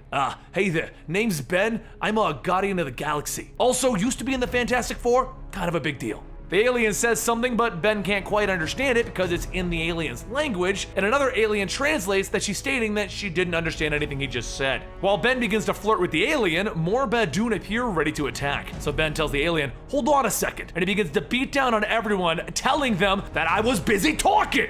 More guards begin to appear and they all begin to open fire on Ben, and that's when a Rocket jumps in shooting and shouting, "Yeah, he's right! You can't even finish a thought around here!" The two continue to take down the Badoon forces, but as the aliens try to get away, another large Badoon steps in front of the female alien. She closes her eyes, bracing for what's about to come next, but when she opens her eyes, she sees the Badoon has fallen over, and Ben Grimm is standing there with a gun. He helps her up, telling everyone that they need to hurry and get off this planet, and that's when another ship lands in front of them. Rocket pokes his head out, telling everyone, "All aboard!" And that's when all of the aliens begin to get onto the ship. Once on board, Ben checks to make sure that no one is left behind, and that's when the female alien grabs Ben and hugs him. As their head touches, a blinding blue light begins to swirl around, and Rocket asks, "What's going on back there?" And Ben tells him, I think we just got married." Rocket shouts, "Mazel tov! At least that's what Kitty says. You know, I'm really overdue in meeting someone special too." Just as Rocket is about to take off, he receives a transmission, and when they pull it up, they see the Badoon sentencing Peter Quill to death. Glorts! Quill got himself caught! Earlier, back out of nowhere, you're probably wondering where all of this started. How did they even get involved on this planet to begin with? Well, the Guardians all sit around for lunch while Gamora informs everyone that they've located her. The person that they're looking for is currently located on a prison planet in the Bacilla quadrant under Badoon control. Kitty asks, what did she do to end up on a prison planet run by those asshats? And Gamora says they defied them time and time again. They are their enemy. Kitty says, "You are? That was before my time with you." And Gamora tells her, "Well, you're with us now, so you're their enemy as well." Kitty doesn't see how that's really fair. Peter begins to speak up, stating that they do have to go get her. And Flash Thompson, also known as Venom, asks, "Who are we getting? Can't we get help?" And Peter says, "Yeah, but there's no one to call." Kitty says that it's right, so them against a planet. And Peter asks, "How are we gonna do that?" So Gamora tells them that they'll split up. Kitty and Peter both repeat the sentence. Oh. They split up. Later, once they all get into position, Flash and the now infused Groot jump off of Peter's ship down towards the planet. Groot watches as Peter and Kitty jump as well, and he keeps saying, "I am Groot, I am Groot, I am." Once they land, Flash says that their landing was a bit off, so they're gonna have to walk it, and it shouldn't be too far. They just need to not be out in the open, and that's when they hear a snap. They look up to see Skrulls. Flash shouts that he's been waiting for this and he jumps into attack, but Groot stops him, telling him, "I am Groot!" Flash tries to fight through Groot, but one of the Skrulls steps forward, stating, "I speak your Earth language." Flash again tries to shoot a spike towards the Skrull, but Groot catches it and points off for him to look. Groot shows him that the Skrulls are prisoners. They are not the enemy. Flash tells him, "Well, fine. But the thing is, these Skrulls tried to take over Earth, and from the looks of it, their shape is looking a bit outdated. How about they change into something more like a modern line Avenger?" The Skrulls tell him that they can no longer shapeshift. The Badoon took that from them. Once the Annihilation Wave destroyed their planet, they searched for a new place to start the Skrull Empire. But that was when the Badoon attacked and captured the Skrulls. Groot smiles, but Flash simply says, "First the Skrulls tried to steal Earth, then they tried to steal me, and now you want me to rescue them, and I'm the asshole of this story?" One of the Skrulls points up, stating, "They are coming! Our masters are coming!" Everyone looks up to see several ships flying down towards them, and soon many Badoon begin jumping off, firing their guns at them. Flash and Groot begin to fight with them, and soon the Skrulls jump in to help. Groot starts with the roar cry, "I am Groot!" And Flash tells him, "Yeah, you tell him!" As the dust begins to settle and the last Badoon is defeated, Flash tells them that it's time for them to leave, and one of the Skrulls asks if he means all of them. Flash asks, "Well, exactly how many of you are there?" The Skrull begins to lead Flash and Groot into a cave, and he tells them to adjust their eyes. Groot holds up a light, and Flash sees that the cave is filled with Skrulls. And he tells them, "Okay, let's go, every single one of you." Over in the Dryston Tower, the Warden's high tower, the Warden begins to panic due to the fact that these Guardians of the Galaxy have single-handedly invaded their planet. An entire planet! It's fine though. He just has to think of a plan before this becomes a further embarrassment to the Brotherhood. They need to, but before he can finish the sentence, a giant explosion goes off and the Warden asks, "What is happening?" His men and him look up to see a small ship flying towards them, and out Drax and Gamora come jumping. Drax says that, "I needed this," and he begins slaughtering all of the Badoon, and then he grabs the Warden, demanding to know, "Are you the one who's in charge?" While Drax is trying to figure out where they put her, Gamora begins her assault, but soon is stomped by one of the larger Badoons as she's knocked off the side of the building. Soon Gamora begins to wake up, finding herself in chains, and the Badoon in front of her tells her that she is now a prisoner, and he is here to extract the truth from her. They would like to very much know how it is that Gamora and her friends have found out that she is here. Gamora asks if she's alive, and the interrogating Badoon tells her, "Yes, ironically, she was here in the same facility. However, you will never see her." Gamora asks, "Why?" And the interrogating Badoon tells her that her power is unique. We need more unique power sources to reach our goals. But there is something else that the Badoon would like to know. Just where is Thanos? It's as if he's hiding. He then pushes a needle close to Gamora's eye, and she stops him, asking if he knows what the Black Vortex is. He stops and tells her, "Of course I do. The Kree lost their homeworld over it. Do you know where that is?" She tells him she touched it, and she's been using it to hunt down Thanos. There was a problem. Every time she used it, the power started to fade a little. So she's been saving the last little bit for a special occasion. Soon the room begins to fill with light and Gamora breaks out of her chains. The power begins to spread and soon a massive explosion goes off, launching bodies out of the room. Gamora then walks out asking one of the guards, "Where is she?" The guard points over and with a flick of her arm, Gamora slices through the guard. She then walks over to the cell the guard pointed out, blows open the door, asking if she can stand. Angela tells her that if she's here to rescue her, she accepts. The light begins to fade from Gamora's eye. She tells the Black Vortex goodbye, but they need to hurry out of here. Angela says that she could use a cleaning first, and then a voice calls out to her. When the two girls look back, they see Drax stating, "I found your things, so we can leave now." While Angela suits up, Drax tells Gamora that the Brotherhood has taken Quill. As Angela finishes getting ready, she tells them, "Then we will go rescue him and destroy this entire empire of blood once and for all." Over on the home planet of the Brotherhood of Badoon, Peter stands trial because he's told, because of his crimes, he's gonna be sentenced to death. He says that it's a real bummer personally. So are they gonna talk him to death? One of the guards kicks Peter off of the ledge down to an arena filled with other Badoon getting ready to fight. As the leader begins to watch, a Badoon appears telling him that he needs to have a word with him. It's about the Guardians of the Galaxy. They escaped. The leader looks back and asks how many people were stationed on that planet, and the Badoon tells him hundreds of thousands. He then asks how many of the Guardians of the Galaxy were there, and the Badoon tells him it fluctuates, but 5 were there. The leader looks back and he shouts, "And we have their leader?" Down in the arena, Peter shouts, "Step into a Slim Jim!" and he begins to drop the Badoon. The leader begins to hold his head, asking, "How could this happen?" And Peter shouts, "I don't mind dying, but could you at least pay attention to me dying?" So the leader starts to give out some orders, but that's when a hand reaches through his chest, and Kitty whispers to him, "Hi, I'm Kitty Pryde, and I just phased my whole arm through you. It's a thing that I do. I'm gonna pull my arm back, pulling out whatever I can grab, unless you all surrender and shut this whole thing down." The leader says that they won't surrender, and that's when Kitty pulls her arm back, taking his heart out of his chest. Maybe? Ew! What is this? The guards begin to fire at Kitty and she asks if they missed the part about phasing through things. Down in the arena, Peter begins to shout, "Yes!" holding his arms up while the rest of the Guardians of the Galaxy begin to jump down from their ship. Rocket tells Peter, "Settle down!" And Flash tells everyone else to hurry before Peter loses any more of his clothes. He's gonna be naked down there. Everyone begins destroying the Badoon forces and Angela thanks Kitty for saving their leader for her. She's eternally grateful. As explosions go off, Rocket throws Peter his guns and tells him to be useful for once. Peter shouts back at him, telling him, "Shut up! I'm having the time of my life down here!" And Rocket tells him, "Well, you got me there." So on their search for Angela, the Guardians kind of took a detour, liberating prisoners and slaves from all over the galaxy, and it didn't really take much to motivate them to fight back. As the battle continues now with all these slaves and prisoners fighting with them, Peter mentions that they should probably go on and get out of here before things get any uglier. They just can't beat up an entire species. And that's when the voice of Angela calls out to everyone to hear her. She stands with the head of the Brotherhood leader, telling them that their days of slavery and terrorizing are over. They will fix what they have done, or she will destroy them all. Peter states that he thinks the fight is over, and Rocket says, "I'll go get the ship." While the crew gets back on their ship and they begin to celebrate, Flash calls Peter over to see something. Everyone begins to pile into the communications room to see a broadcast from Captain Marvel. She tells them that if they're not busy, she could really use their help back on Earth. Peter asks what's going on, and she tells him, well, it's Tony Stark. He's gone off the rails. And that's how the Guardians of the Galaxy got back to Earth for Civil War.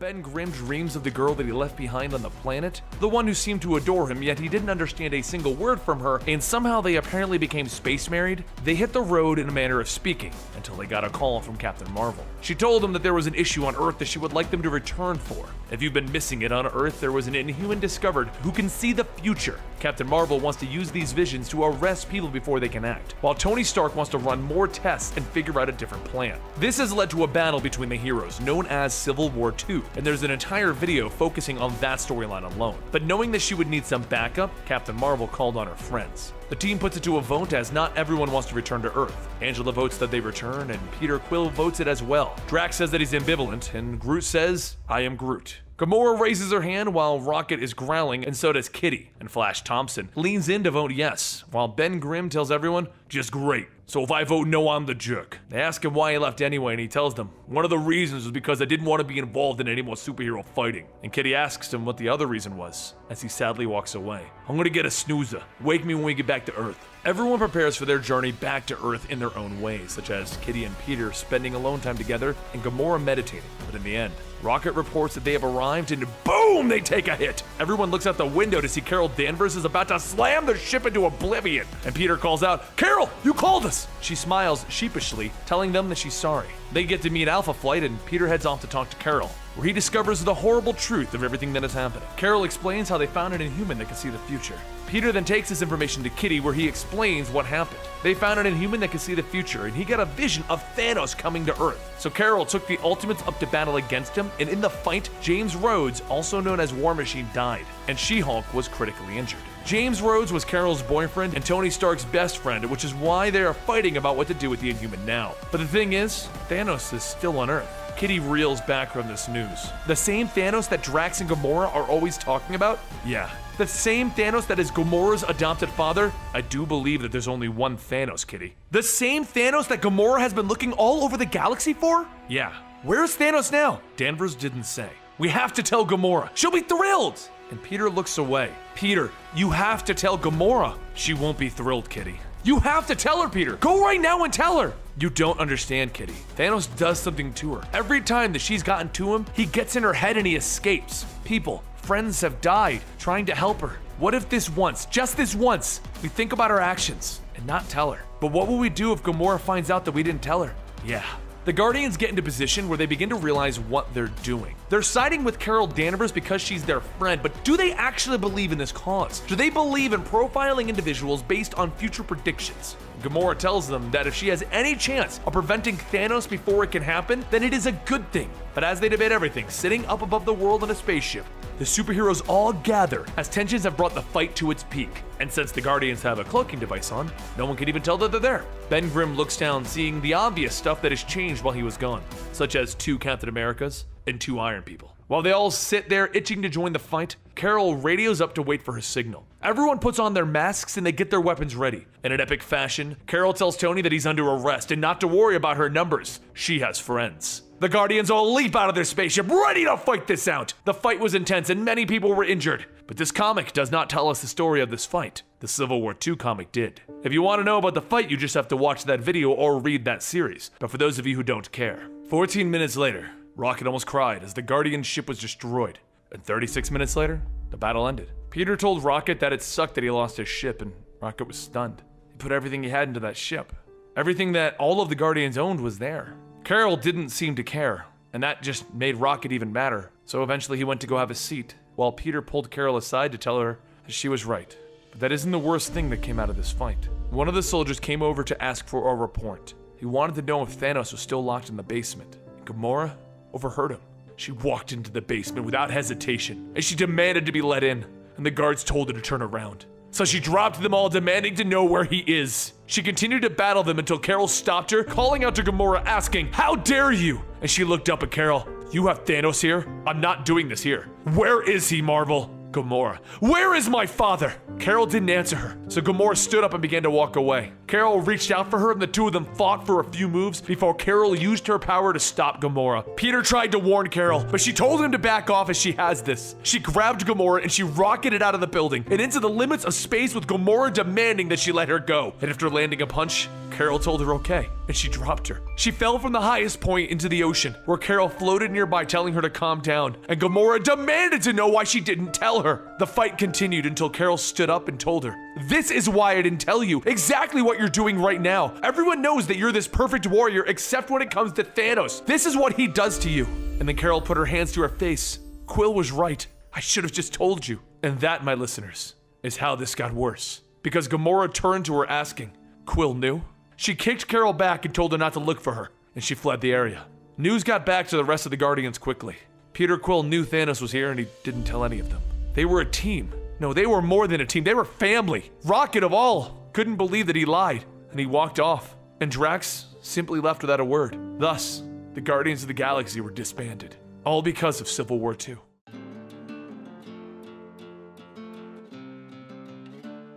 Gamora looks over the city that is her objective. Her father is Thanos, and her mission has been to kill him, and Peter Quill neglected to tell her where he was being held. She looks at the most secure building on the planet, the S.H.I.E.L.D. headquarters, the prison of Thanos from a distance. She knows what she has to do, and she's going to do it alone.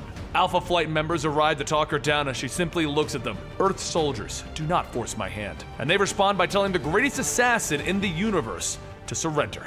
Gamora jumps right at them, deflecting a shot into Sasquatch, and then she kicks Aurora in the face before America gets a shot in, drawing blood from her, throwing her into the rooftop. Spectrum then opens fire trying to bury her, and Gamora takes the full blast. America then turns to Spectrum asking if she was trying to kill her, and Spectrum tells her that she hopes not. She's a fan of Gamora. Luckily, Gamora snaps out of it and throws America aside before leaping back in to continue the conflict. She deflects Aurora's blast again, slicing at Sasquatch, and deflects Spectrum's shot back at Aurora, removing her. And as she falls to the streets down below, Alpha Flight runs over to see where she landed, but they can't find her anywhere. She slipped into a little boy's room, telling him, shh, and then she walks through his house quietly, heading for the front door. Except America sucker punched her through the door, through the house, and into the parents' bedroom. With that, Gamora was captured and restrained. When she woke up, she found herself face to face with Captain Marvel, her friend and the one who had locked up Thanos and didn't tell her. Captain Marvel explains that they didn't tell her because he's her father. She didn't want to hurt Gamora, nor did she know how Gamora would handle it. But she has an update. Thanos escaped and he's no longer on Earth. He got free during the superhero civil war and she has no idea how. Gamora sees that she is up at a space station and Captain Marvel tells her, "You're free to go.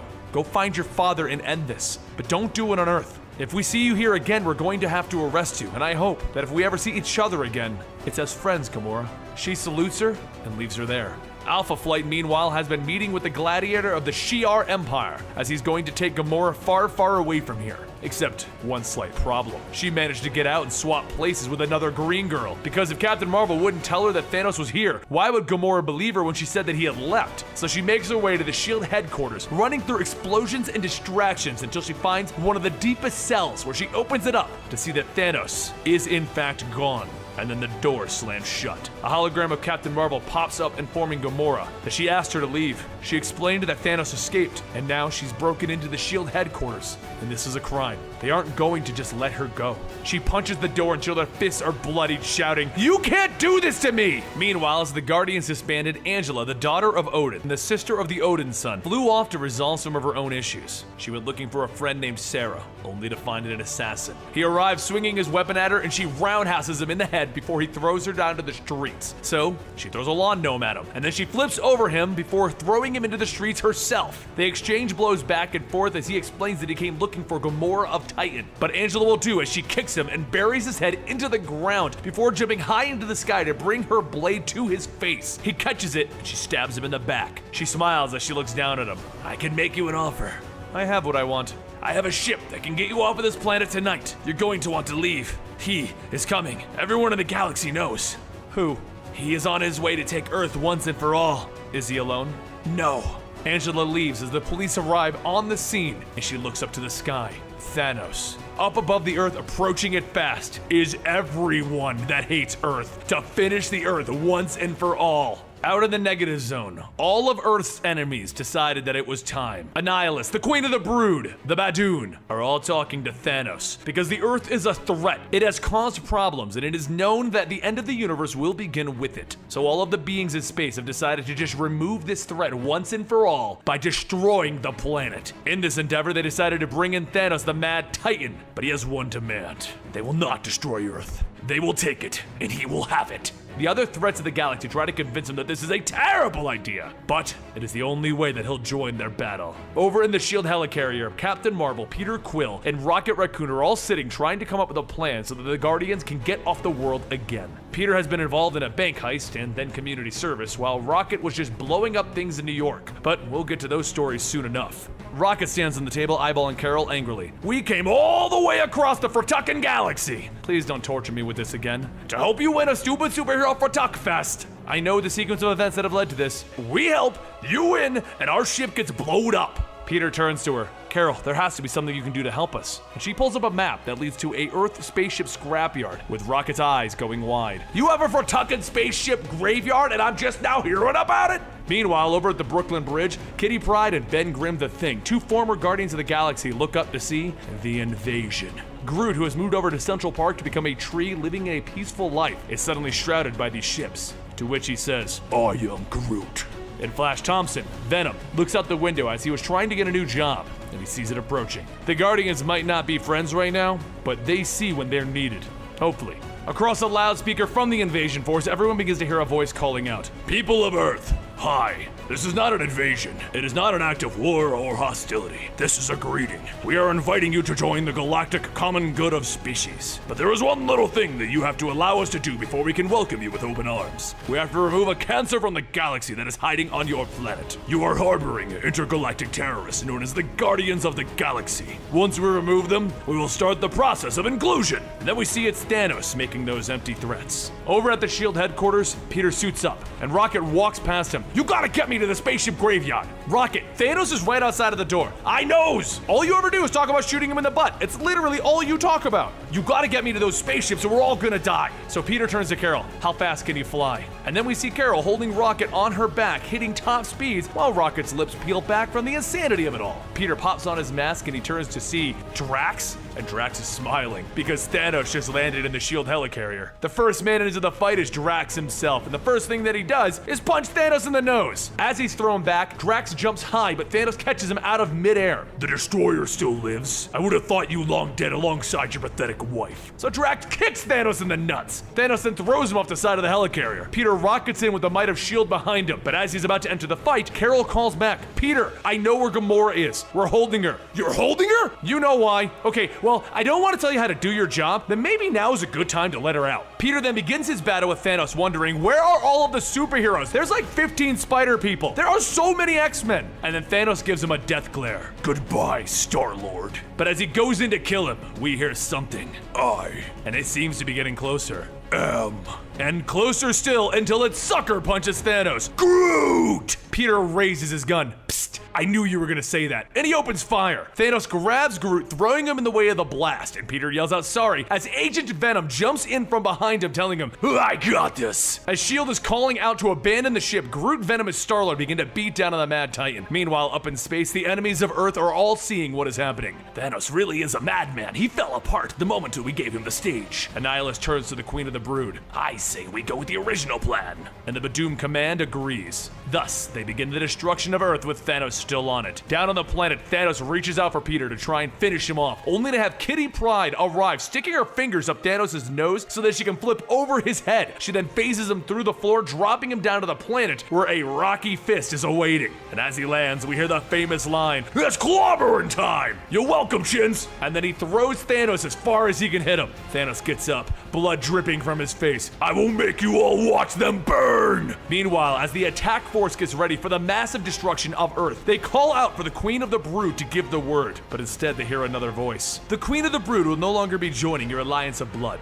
And then we see Angela sitting on the throne. She and the rest of her kind have fallen. I am Angela, the Hunter Angel, the Odin's daughter, and never come back. And with that, she smiles. Annihilus and the Badoon command structure all agree. It's time to leave. Except as they go for their grand escape, there's something standing in their way. Captain Marvel and a horde of ships that Rocket Raccoon rebuilt. Down on Earth, every Guardian of the Galaxy, except for a missing Tony Stark, stands before the fallen Mad Titan. Yet, he still tries to intimidate them. The Earth is mine. Really? Since when? Did you bring your receipt? We're really gonna have to see your receipt. And then he hears one more voice that he hasn't seen yet, as Gamora stands behind him. Hello, Father. Needless to say, I have dreamed of this exact moment. The moment before I execute you with my own hands. Gamora, all of this could have been yours. All of it. But instead...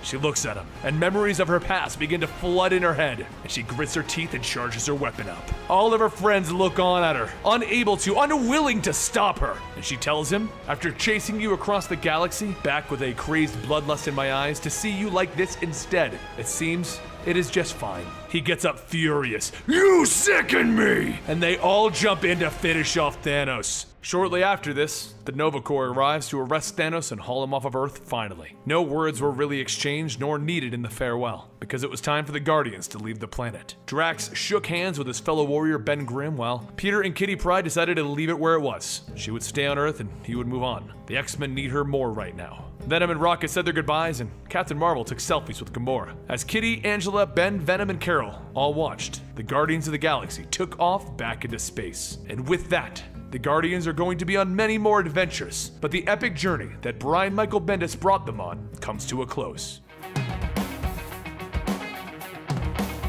In the deep reaches of the hidden star fields of Sector X aboard the Sanctuary, Thanos' brother Eros gathers many of the galaxy's best warriors to discuss a grave matter. The galaxy is broken and hundreds of worlds are at war. Never has there been such hatred or division among the various houses and tribes across the cosmos. This is why here, the Kree, Skrull, Shi'ar, and Asgardians will bear witness to the last will and testament of the mad titan Thanos, murdered recently. They all know Thanos, or rather, knew him. It is true, Thanos is dead, examined several times to confirm. But let them pray for whatever world he is in now, and perhaps save a prayer for themselves as well. They have not gathered here for celebration of a felled titan. It is to play Thanos' final message. As Eros presses a button, a projection of Thanos looming over all of those in attendance appears, and he tells everyone that he is sure a great number of them are here to celebrate the passing of their greatest foe. That they are to believe that this will be his final words spoken, his testament. A requiem, as it were. However, this is untrue. As hard as it is for me to believe that I no longer exist, Thanos prepares for everything. This is not how Thanos will die. No, I will join death at her side, and it will be on my terms that I alone will dictate. I have never lived a common life, and I will never die a common death. As such, I have taken measures to have my consciousness uploaded and implanted into the mind of another upon my untimely demise. My only regret is that I won't be about to see you all scrambling to find my new body. To not be there to see you rip one another apart to prevent my final gauntlet. Good luck. The projection fades and Eros tells everyone that he has assembled them here because they know the things that must be done. They will face difficult choices and they must. Phyla Vale stops him, asking, "What about the Guardians of the Galaxy? Where are they?" Meanwhile, in the middle of nowhere, on their way to nowhere, floating splinters drift around Star-Lord as he tries to take a sip of his beer while listening to a rather annoying scratching sound. After a few minutes of it, he yells, "For the last time, will you knock it off with the sawdust already?" A punkish-looking Groot with a spiked wooden mohawk says, "Screw you," except a lot more colorful. Groot goes back to carving the spines on his shoulders as Star-Lord calls to prepare for docking, and as he checks in with Control, he doesn't get an answer. Star-Lord asks again, but Groot tells him, "Shut up and look. Nowhere is gone." Back on Sanctuary, Arrow says that he is afraid, that they're going to have to kill quite a few people. Beta Ray Bill yells, "This is madness! We have no idea if Thanos is even telling the truth!" And Silver Surfer chimes in, "We cannot take the chance if Thanos is to be reborn. We must hear Eros out." Gladiator tells everyone that the Surfer is right. Imagine they had the capacity to end Thanos' life as a child. How much pain and misery would this universe have been spared? The Cosmic Ghost Rider pours himself a drink and scoffs. "I knew I should have shot the damn baby in the face." Eros then brings up a list of potential threats and the people that Thanos could possibly put himself into, but says that there is one among these people that would be the ideal choice, their most obvious candidate. Before they do anything else, Gamora must die. Phyla Vale yells, "I knew it! I always wanted to kill that lunatic the first chance that I had when Moondragon and I arrived in this insane universe." Moondragon pulls her back, asking what is she saying. They're gonna hunt people down because of the actions of their parents. They have no evidence. How are they just going to take Thanos' word for it? Does that sound sane to anyone? Ghost Rider chimes in. "The kid's got a point. If we start walking down that path, it could be anyone in this room, right?" I mean, come on. Thanos coming to his own funeral to watch folks fight over him wouldn't be the craziest thing I've ever seen. Just then, everyone in the room turns to look past Ghost Rider out into space to see the giant celestial head of nowhere getting ready to blast into them. Ghost Rider pops his helmet on, telling them, Okay, that might be the craziest thing I've ever seen. As the floating head rips apart Sanctuary, the Outrider hordes begin to flood in and everyone quickly begins to fight back the threat.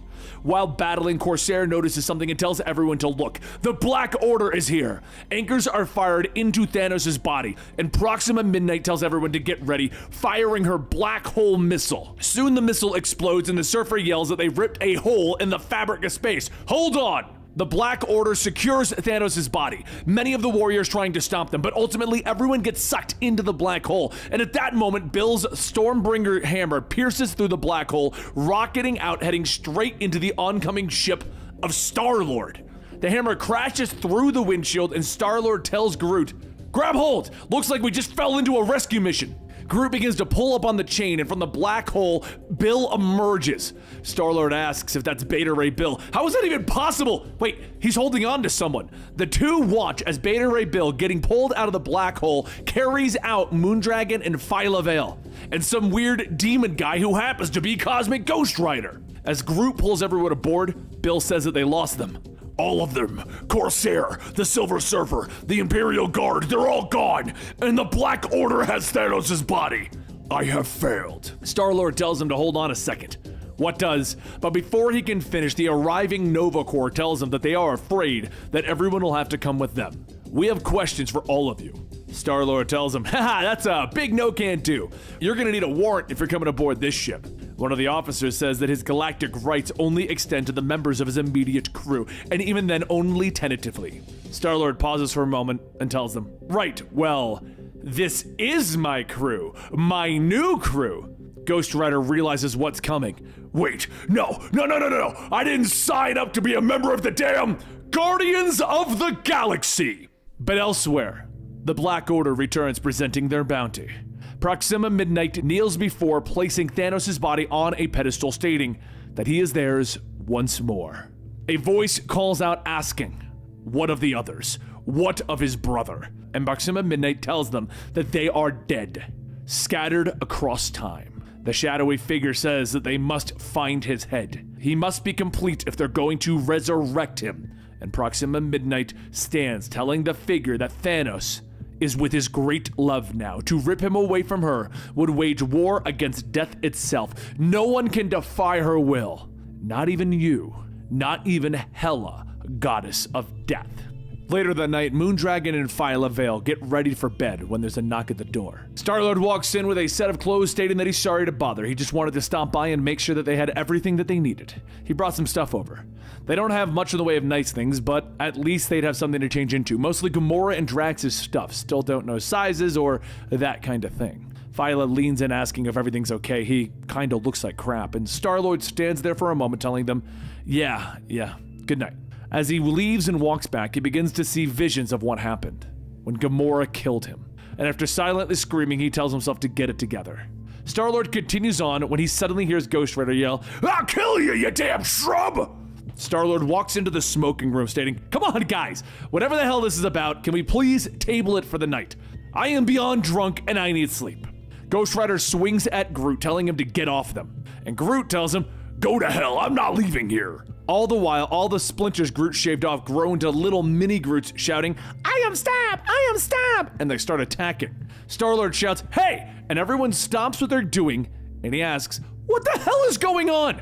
Why are there so many Groots in? One of the mini Groots stabs Star-Lord in the foot, and he shouts, kicking it off, asking, what is this? Groot says that these cut pieces grew into little stabby things. Groot can't help who Groot is.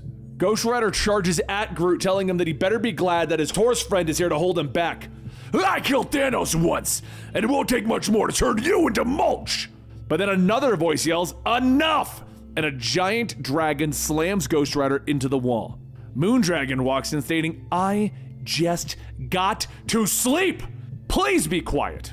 Soon the flaming skull fades, leaving nothing but Frank Castle. And he says, okay, I actually felt that. What the hell are you?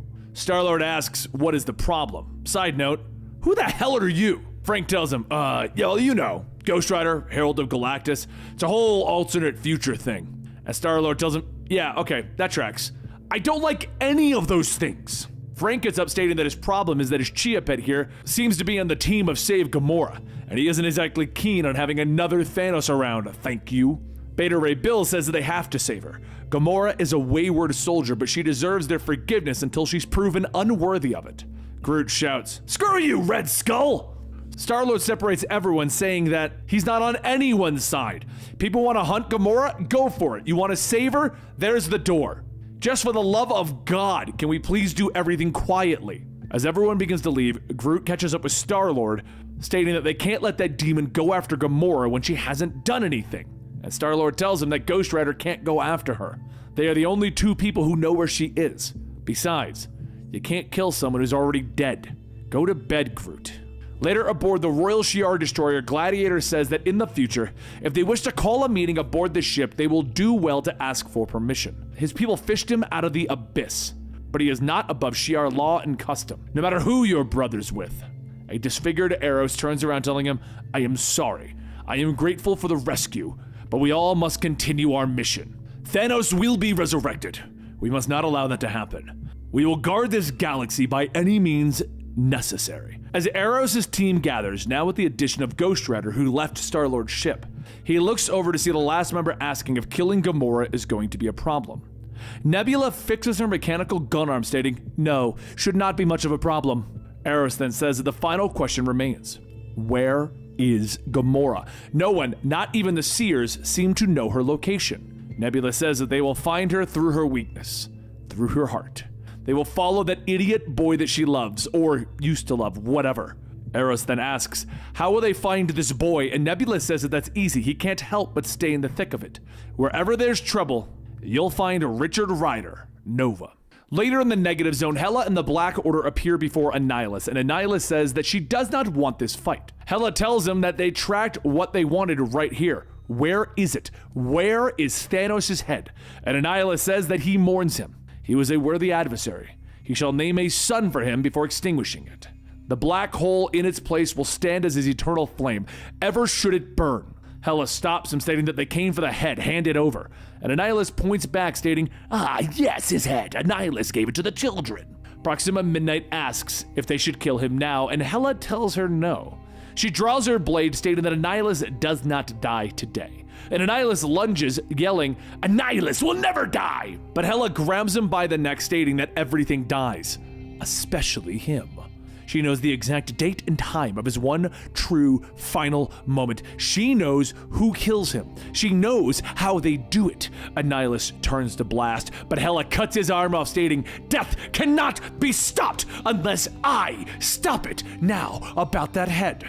Meanwhile, on the southern outskirts of Sector M, Nova comes crashing into a nearby planet. Some of the inhabitants gather to see what's happening, but Nova tells them to run, now! And at that moment, he's blasted from behind. Gladiator flies down with the rest of the Dark Guardians of the Galaxy, telling him to stay where he is. They have disabled his connection to the Nova Corps. No one is coming to his aid. This is over. Just tell us where Gamora is. Nova stands up defiantly. No! And he fires a blast of his own, pushing everyone back. But behind him, Wraith walks up, binding Nova, stating that many do not know him, but he is known as Wraith. Born Kree, made more. I cannot die, I cannot tire, I cannot feel pain. I wish to do you no true harm, but you are a means to an end, Nova. I search for Null, the Exelon god. Eros promised information for the head of the Mad Titan's daughter. I will be sad to see you fall, but I will do what As Wraith electrocutes Nova, Gladiator tells him that they need him alive, and Ghost Rider adds, yeah, can we all calm the hell down here for a second? We get no information if you kill Richard Rider. Ghost Rider turns off the flames, and Frank says, look, Thanos is dropping his consciousness into a new body. Who else would it be? We don't want to kill anyone, but we have to see this for what it is. I know what Thanos is capable of. It's time to pick a side, Richard Rider. Nova looks away and then looks back, stating, I have, and he rockets into the sky. As he takes off, Gladiator tells everyone to follow, but Frank says, really? That's Richard Rider. No one can catch him, not even the Cosmic Ghost Rider. but Nebula walks up stating that they can track him. Nova is beaten, outmatched, and cut off from his core. Where do they think he's going to go? Back on Star-Lord's ship, Star-Lord tries to get some sleep, and then there's a banging at his door. Groot begins to yell that the universe is falling apart. The galaxy! Star-Lord yells that he is dead. Go away! Whatever it is, just let it happen! Groot then says, there's been an accident. It's about your father. Star-Lord gets out of bed asking what is it, and Groot says, your dad is fine. Anyway, we have a meeting. We're going to save Gamora. We're not going to let Eros and his crew hunt her down. She is family, Star-Lord. And Star-Lord yells that she is not family. She made that perfectly clear when she almost killed the entire universe and then killed me. Now, do we want to go and defend her? I stood up for her against Adam Warlock, and yeah, guess I'm just an idiot. Star-Lord grabs his bottle, and Groot grabs one of his branches, stating, this isn't helping, and we're not asking for your permission. As everyone leaves, Star-Lord leans out yelling, fine, but don't come crawling back to me when she sells you out to her long-lost uncle Destroyo or some crap. You don't even know where she is. It's a family secret. Groot looks back at Star-Lord. Groot will tell them. They're Guardians now. Guardians are family, no matter what.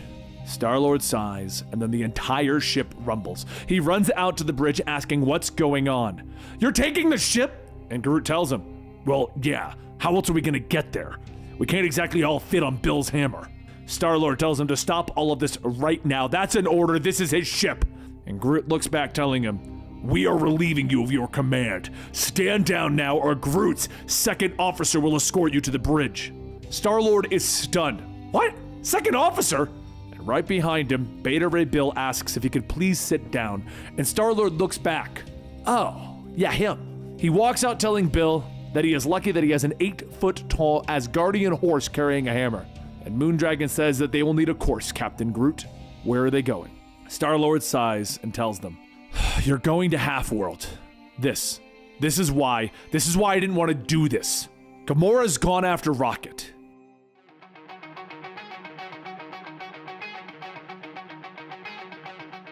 A short while later, over at Half-World, Groot tells everyone to listen up. This is their captain speaking. They're here for a reason. Let's not overcomplicate this.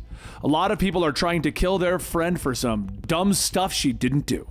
Bill steps out onto the ship telling him, do not worry.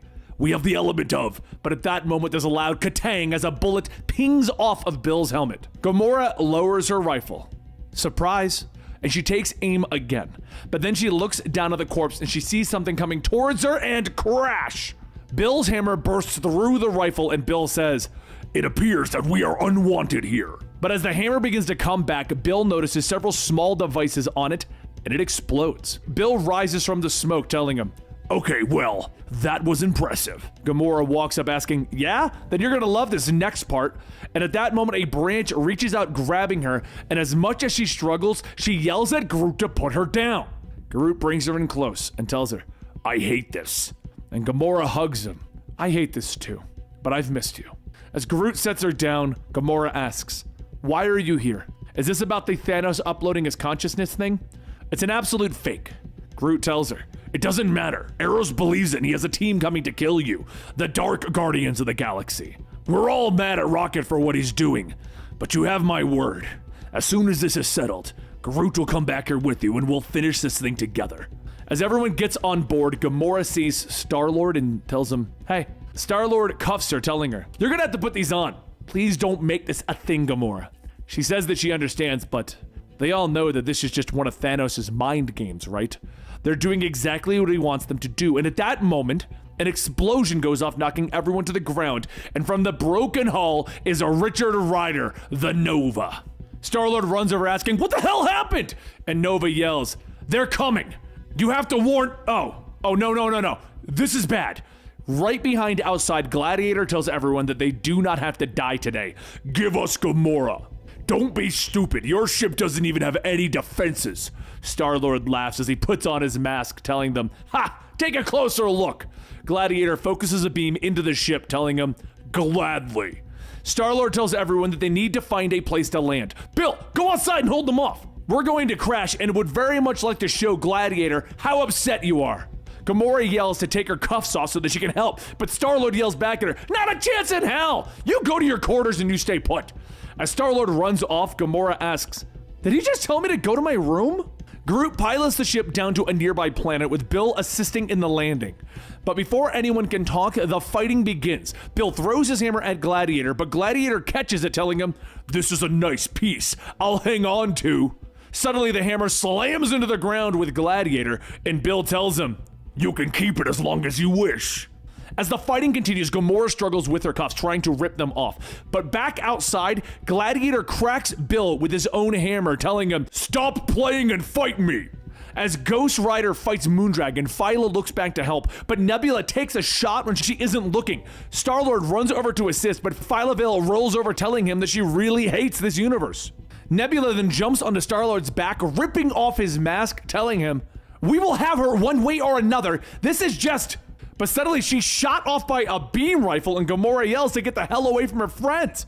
While Bill struggles with Gladiator, Gladiator manages to hit Gamora in the leg with a beam and she falls to the ground. Nebula quickly gets up, pointing her cannon at the fallen Gamora, but as she fires, Star-Lord jumps in the way to take the hit. Gamora catches him, asking why would he do that? And Star-Lord coughs. I don't know. I don't know anything anymore. She tells him to just relax and keep his eyes open. Please, look at her. But Star-Lord slumps over, unresponsive. A short while later after the battle, Bill looks down, stating that Star-Lord is beyond there, but Groot stops him, telling him that he's fine. "Peter, quit being a baby and get up." As a mini-Groot begins to kick Star-Lord, shouting, "I am Stab!" Star-Lord gasps for air, and Groot says, "See, he's fine." And Bill says that it's a miracle, but Star-Lord coughs, telling him, "It's just body armor, really. When you get stabbed through the chest with a sword enough times, you'll learn a few things. But what happened? Where's Gamora?" Groot silently turns away and Star-Lord asks if she's dead. And Groot tells him, "We don't know." Star-Lord gets up, telling everyone that they got work to do. They need to find a way off of this rock. Bill then says that they may have a way. He is war-bound to a powerful ally that he can call upon in such dire need. Star-Lord stops for a moment and then asks, "You could have called Thor and you didn't?" Bill holds up a small object, spinning it, laughing, asking, "What could Thor do that I could not? Nay, we have warriors. Gamora is lost somewhere among the stars. What we require now is a bloodhound."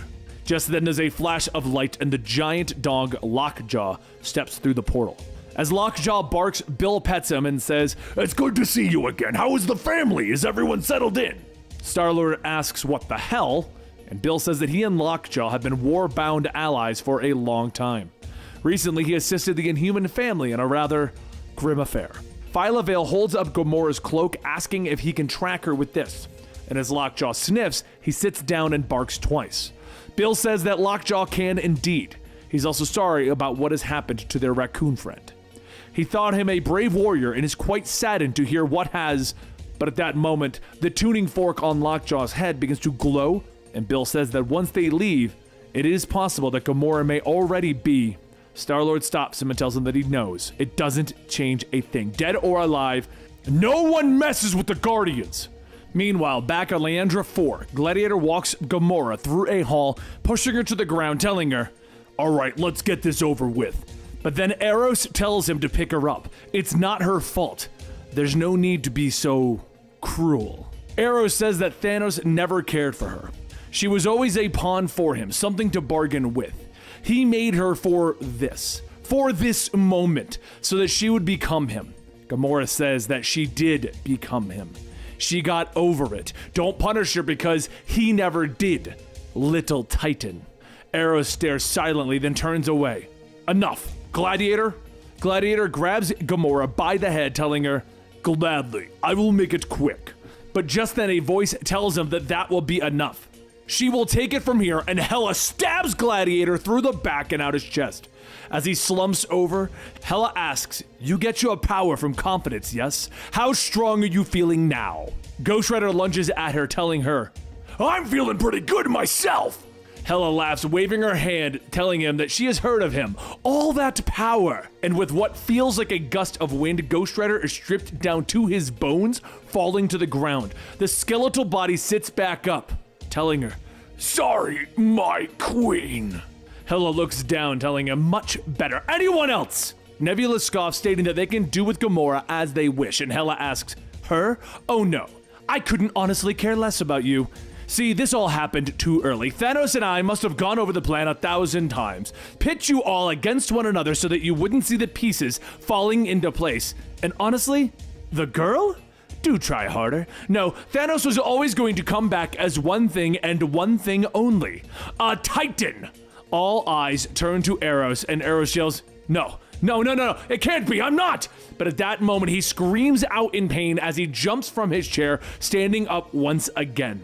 Hala tells him that he was made for this. Did he really think that he lasted this long on his own? And after writhing in pain, Eros stands up straight, and Thanos says, you came for me. My death. My love. As Star-Lord and the others teleport in, they see Gamora and ask what happened. She sits among the scattered bodies, telling them that it was Eros. Thanos is back. It's over. The Black Order, they took him. Star-Lord grabs her, asking, where? Where did they take him? And aboard nowhere, Thanos looks at his reconstructed body, stating, this is magnificent. I am impressed. Hala says that he flatters her. She admits that it's not perfect, but then, giving life isn't exactly her specialty. Thanos begins to walk up to his body, telling her that he feels sorry for Eros. His form will not survive the transference. A pity. He was not an unworthy ally. Thanos reaches out to touch his body, and the machine activates. As it winds up, there's a flash of light, and Thanos opens his eyes in his own body. A few moments later, there's a flash of light, and Moondragon attacks with the power of Stormbringer. Hala hears everyone stating that they can't possibly believe, but the Green Dragon knocks Hala into the pits below. Star-Lord tells everyone to pour it on. Hala will be back, and they can't let this happen on their watch. Proxima Midnight grabs her black hole cannon and gets ready to fire again, but before she can pull the trigger, Phyla Vale hits her with a blast, knocking the gun over the ledge into the pits. Phyla Vale flies by smiling, stating, come on, don't act like you aren't impressed. And Star-Lord attacks the skeletal Ghost Rider, asking, where's your fight? Come on, traitor!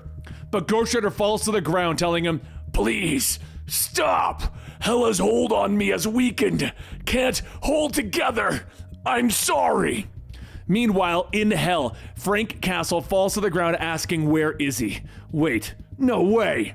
Johnny Blaze walks up, telling him, you're not the king around here. You must be Frank Castle. You want a race? Back in nowhere, Gamora cuts through another Outrider, stating, okay, let's try this again, Dad. Gamora raises her sword as she walks towards Eros, but Star-Lord calls out, asking, what are you doing? Maybe we should look for a non-killing your uncle solution here? Gamora tells him that this is the resurrection of Thanos. There is only one solution here. And Star-Lord yells out, this is not the way to do it. Eros is being manipulated. If you kill him, you're just like him. Gamora tells him that that's the thing. If she'd been in his shoes, she would have killed him in a heartbeat. Gamora thrusts her sword into Eros' back, then slices her way out. Eros remains in control, asking, what is? And Gamora tells him that she is sorry. She had to. Eros looks at her. It was me, wasn't it? Well, that's so frustratingly obvious. As Eros draws his final breath, there's a rumble and a yell. Thanos breaks out of the machine in his original body, stating, Thanos lives! Star-Lord asks what's wrong with him, and Gamora says that the process must not be completed. He's not really in there.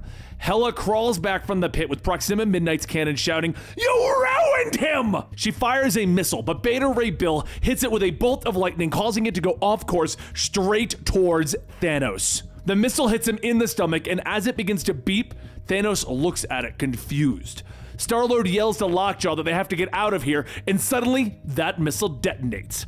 Everything starts to be ripped apart as it's all being sucked into the black hole, including Hala.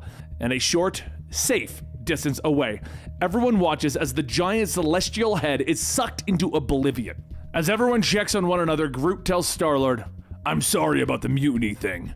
And Star-Lord tells him that it's fine. He was compromised. Groot tells him, no, I wanted to make sure that we're still cool about Groot being captain, and Star-Lord tells him to just shut up. As Gamora sits there, Star-Lord kneels down, asking how she's doing.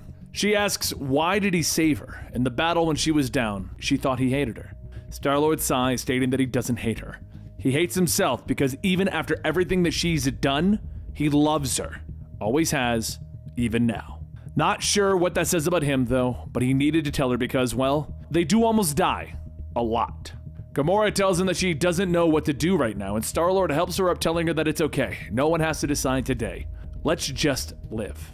The next night at the Dora Maya bar, Star-Lord tells everyone that he has something he'd like to say.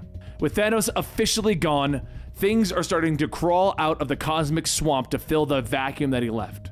Could be that things are going to get quieter around here, but if their collective history is any indication, odds are they won't. Who knows what is ahead? And now, more than ever, he's damn proud to call all of them Guardians of the Galaxy. Everyone quietly stares for a moment, and Gladiator gets up telling him, "Sorry, but no. I'm still the Magister of the Shi'ar." Nova finishes his drink, telling him that he's actually on call right now and shouldn't be drinking. And Moondragon says that they're still in, and when Phyla Vale questions it, Moondragon gives her a stern Phyla. Nebula says obviously she, but before she could finish, Gamora tells her bye. Nebula continues to state that for what it's worth, she is sorry about. But Gamora stops her again. Bye, Nebula. Groot returns with more drinks, asking where did everyone go, and Beta Ray Bill says that there was another mutiny. And Star-Lord says, okay, so that's less than ideal. And Phyla Vale raises her hand, asking him, so what about Rocket Raccoon?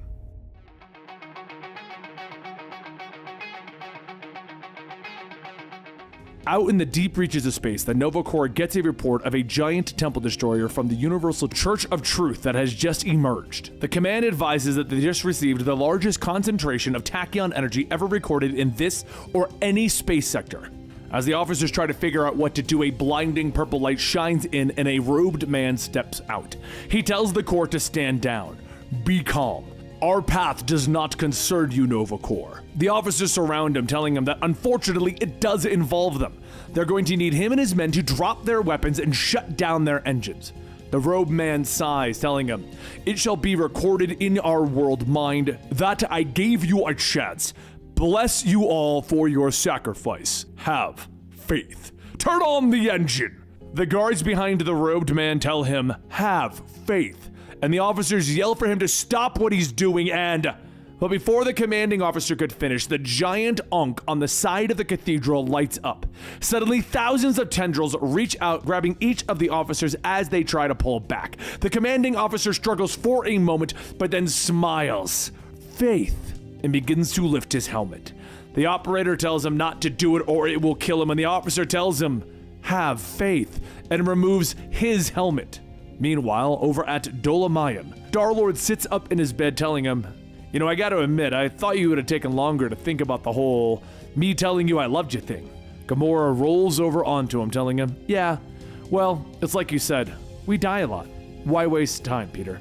But just then there's a knock at the door with Groot yelling that they need to see this. Everyone hurries to the ship where a recording of Star-Lord's father, Jason, tells him that the Universal Church of Truth has appeared.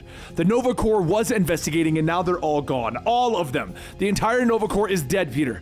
He just ordered the Spartax fleet to get on the front lines, but if their reports are any indication, this might be the last chance that he can say how sorry he is. He'll never be the greatest father. He'll regret it for as long as he lives. But before Jason could go on, the same purple light appears and he yells, don't come here, Peter! I am sorry! Have faith. As the feed ends, Star-Lord flies over to the cathedral, telling everyone to listen up. We're going in. Lockjaw's gonna bring us into that monster while Moondragon stays here and silences everyone in case our comms fail. Groot will remain on the helm of our ship with the engines ready to go if we need to get out of there in a hurry. Everyone, get ready to get teleported by the big dog. Lockjaw opens up the portal into the giant temple, and Star-Lord looks at all of the large tubes asking, what is this? Where are we? The robed man from before tells him that this is the engine room of the cathedral, and you are welcome here. Moondragon says that there is something not right about this guy. Be careful, Peter. Star-Lord pulls up his blaster, telling the robed man, stay right where you are! Where is my father, Jason? The robed man says that they may call him the Patriarch, soon to be the right hand of our resurrected Messiah. I speak on behalf of the Universal Church of Truth. There is no need for weapons here.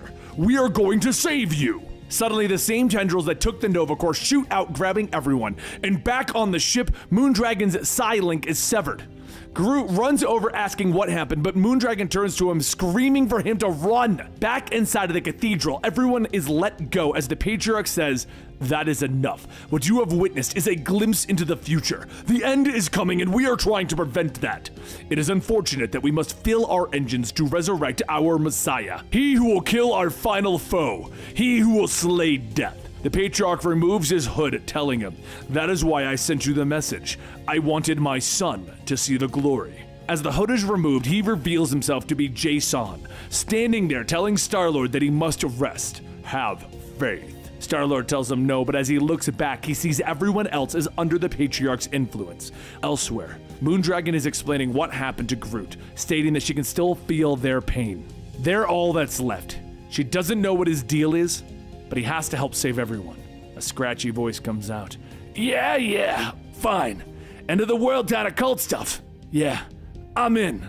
A dying, decrepit Rocket Raccoon pulls the curtains back. "I mean, hell, what else do I have to lose?" Moondragon telepathically tells Rocket to show her what happened. He tells her to get out of his head. He doesn't owe her anything, and he certainly doesn't owe her an explanation for his situation. She shouts, telling him that that is enough. Their friends, his friends, are in danger. Stop being a coward and show us. And Rocket yells back, "Fine! You want to see it? You want to see hurt? I was born on Half-World, an intergalactic insane asylum built by some kind of scientist who thought a planet full of crazies was a good idea. I was bred to be a, kind of service animal, something soft to help calm the patients down. My patient, Kevix, was a war vet with a mouth like a sailor. Liked me to just sit there in his lap and watch old war movies. Kevix, he was good to me. He was the last one who ever was. Later, the scientists that founded the place all left when it got too rough. So they put the care of the patients into the hands of the robotic staff. And the robots gave that job to the animals when they couldn't handle it. As far as the actual process goes, I'll never know. But they altered my DNA somehow, evolved me into something. I always thought that maybe it was like how the Kree made the Inhumans or something. But the truth is it didn't matter. I don't look back and miss being soft. That ain't to say it was all bad. I had a lot of crazy adventures. I was a sheriff, a ranger. I made some friends, fought in a few cosmic wars. Killed a lot of bad people with aggressively large weaponry. I was a guardian of the galaxy. I had a family. People who are good to me. But whatever was done to me, it's coming undone. My body is shutting down, rejecting whatever modifications they did. I wasn't gonna be taken care of. I wasn't gonna be soft again. So I left. And Groot scoffs. Without saying a word! Rocket begins to pour himself a drink. Where's Peter and the gang? We have a plan, or... Groot stands up and he kicks the table, shouting, "How dare you! You speak of family, yet you never answer our calls. You know that Gamora was guarding you, right? She knew that you wanted to die, but she didn't want any of your enemies to kill you first. She was gonna bury you!" Rocket asks, "Do you really think that I wanted this?" And Groot tells him, "I don't know what you want. Groot doesn't know you anymore. The Rocket that Groot knew would fight this with everything he had. He would let his family help him. He wouldn't hide like a dying cat or... I was hiding because I didn't want you to see me like this. After everything I've done for the galaxy. Don't I at least get that? Don't I at least get to decide how I'm remembered?" Groot looks away, and then he turns back. "No, you don't belong to yourself. None of us do. We owe it to each other to keep going. Because you won't be there when you die. Everyone else will be. That's what family means." Rocket coughs, walking into the next room. Yeah, I get it. I already said I'd help." And Groot asks, "Where are you going?" Rocket tells him, "I can't exactly go save the galaxy in my current condition, can I?" As Rocket opens up the door to the next room, he reveals a large mechanic suit that has some familiar colors. It's a Gundam. Rocket made himself a miniature Gundam. Back in the cathedral, Star-Lord follows Patriarch, asking, where are they going? What is? But before he could finish, Star-Lord sees several tubes containing many of the galaxy's heroes, and he realizes that it's Quasar, it's Darkhawk. Patriarch says that they'll all live. Beyond their life essence powering their drives, they each contain a small amount of trace psychic residue that they need to extract if they're going to kill death in their future's darkest hour. Star-Lord asks, "Psychic? Extracting? What the hell does it all mean?" And Patriarch tells him, "Look, do you see it? This cocoon houses our Messiah, and once he is born, he will kill death once and for all. Star-Lord yells that the church brainwashed him. This is what they do. They always get one of these cocoons and they resurrect Adam Warlock for some mysterious, stupid reason, and then they get beat. It's always the same, Dad. Patriarch smiles. Not this time. The church has learned. You must have faith. Star-Lord asks, what's so different this time? And the Patriarch tells him, it's not Adam this time. It's not just one. But Star-Lord steps up past the original cocoon to see hundreds more cocoons, all waiting to be hatched. Patriarch explains that the universe in their time was burning. There was no heroes, no villains, no life, only ashes, as if the world had been turned off. The oceans boiled, devoid of life under a black sun, and that's when they saw it. High atop a throne of annihilation, there was death. This is the truth, and they must stop it. Did you know how we do that? How do we stop the end of the world? You must have faith. Star-Lord begins to repeat that they must have faith as he's placed into a tube, and the Patriarch says that that's right. They just needed him to understand what they are fighting, what they're prepared to do to change the future, what they must sacrifice to guard the galaxy. He's glad that they can do this together. And Star-Lord, now seemingly brainwashed, I am too. I'm just so sorry. Patriarch asks him, for what? And he looks back to see Star-Lord jumping out of his tube, punching the Patriarch to the ground. He rubs his knuckles, telling him, I'm sorry for that. And as the guards quickly begin to surround him, Star-Lord realizes that he probably should have made a plan before doing something like that. As the guards all begin to rush in, Star-Lord runs towards a closing and narrowly slides under it before the door shuts. He takes a moment to catch his breath, but when Star-Lord looks back, he sees a growling Cosmo and he asks, do I gotta fight a dog now? And Cosmo telepathically tells him, night. As Cosmo psychically attacks Star-Lord, Patriarch walks in telling Cosmo that he is a good boy. They'll take it from here. Meanwhile, on an unknown planet in an unknown sector, everyone fights off a horde of monsters with Groot yelling, I do not understand why we are here! Rocket fires into the group of creatures stating, Gamora told me all about this place one night when we were hammered. Groot shouts, you got drunk with Gamora while you were avoiding us and dying? And Rocket says, hey, when a hot, deadly green chick knocks on your door asking for a drink, what's a guy to do? I was dying, but I ain't dead. Moondragon clears another wave of monsters when suddenly she feels something in her head and yells that he's here. Everyone is lifted into the air and a voice tells them to please stop fighting. They mean you no harm. You're just scaring the pets. Rocket looks down at the young Magus, stating, look, buddy, we need your help. Back at the cathedral, the guards throw Peter to the ground, and when he gets back up stating he doesn't care what they've done to him, there's no way that he'd kill his son. And the Patriarch tells him, you're right, that is why. Behind them, there's a loud crack, and the Patriarch smiles, looking up towards the cocoon, stating that it's happening. It's time. Come along, son.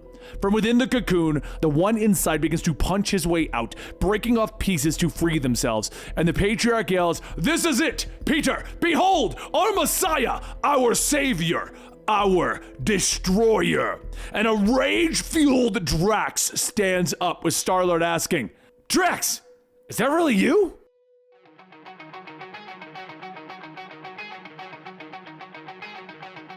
Back on the redacted planet, Magus explains that after he was reborn, at the end of Infinity Wars, he was entrusted to Gamora.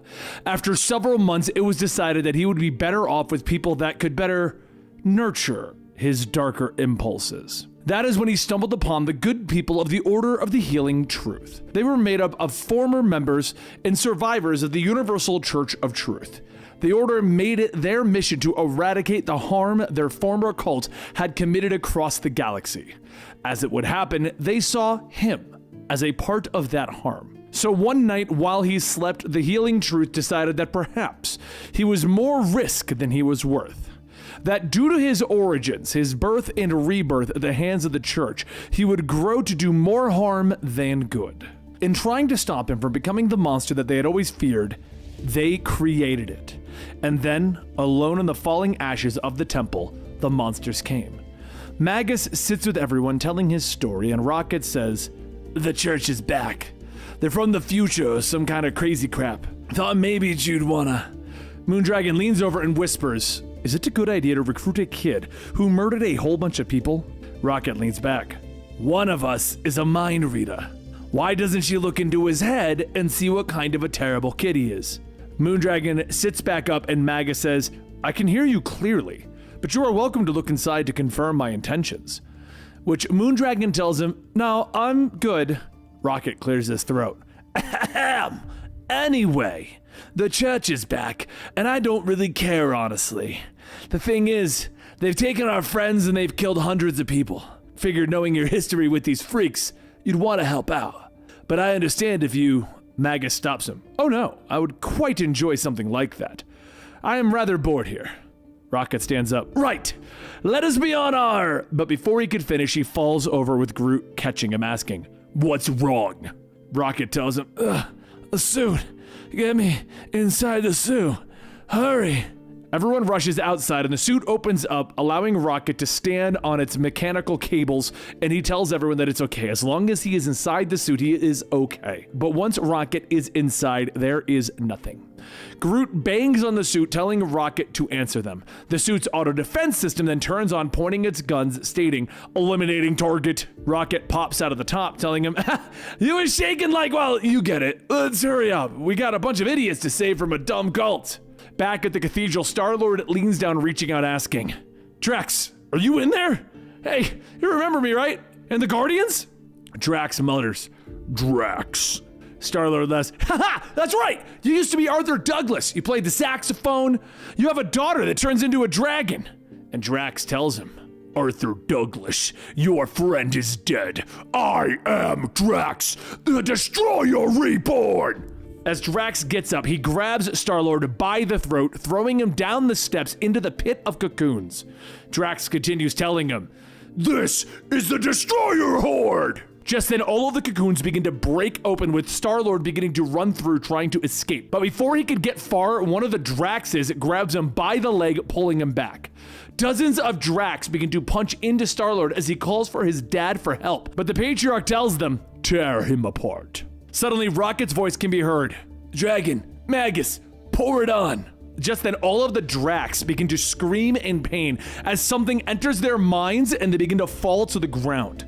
Star-Lord gets up asking, do you have powers now? And Rocket calls out, we interrupt your daily sermon to bring you a choice. Release our friends and go home, or prepare to be boarded and have your fucking minds ooze out of your nose. Patriarch yells, whoever that is, you've just started a war!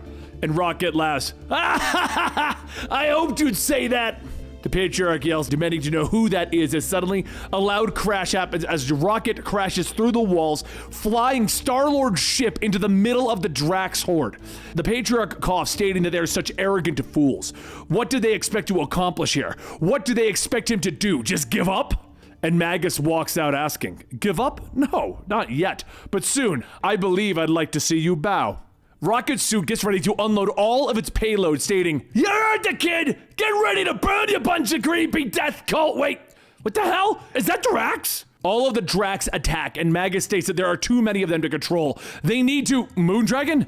Moondragon walks up to one of the attacking Draxes, freezing him in place, reading his mind, and she states, no, this isn't him. Not really. Good. It'll make burning them so much easier. She begins to rain hellfire all over. Star-Lord dodging the flames, yelling, hey, same team! And once he sees everyone, he yells, oh my god, you guys came! Look, Drax is back, but he's evil. The Universal Church is doing some evil cult things, and we need to get the rest of the Guardians out of here. Hang on, did Rocket build a mech suit? Does that mean? But Groot stops him.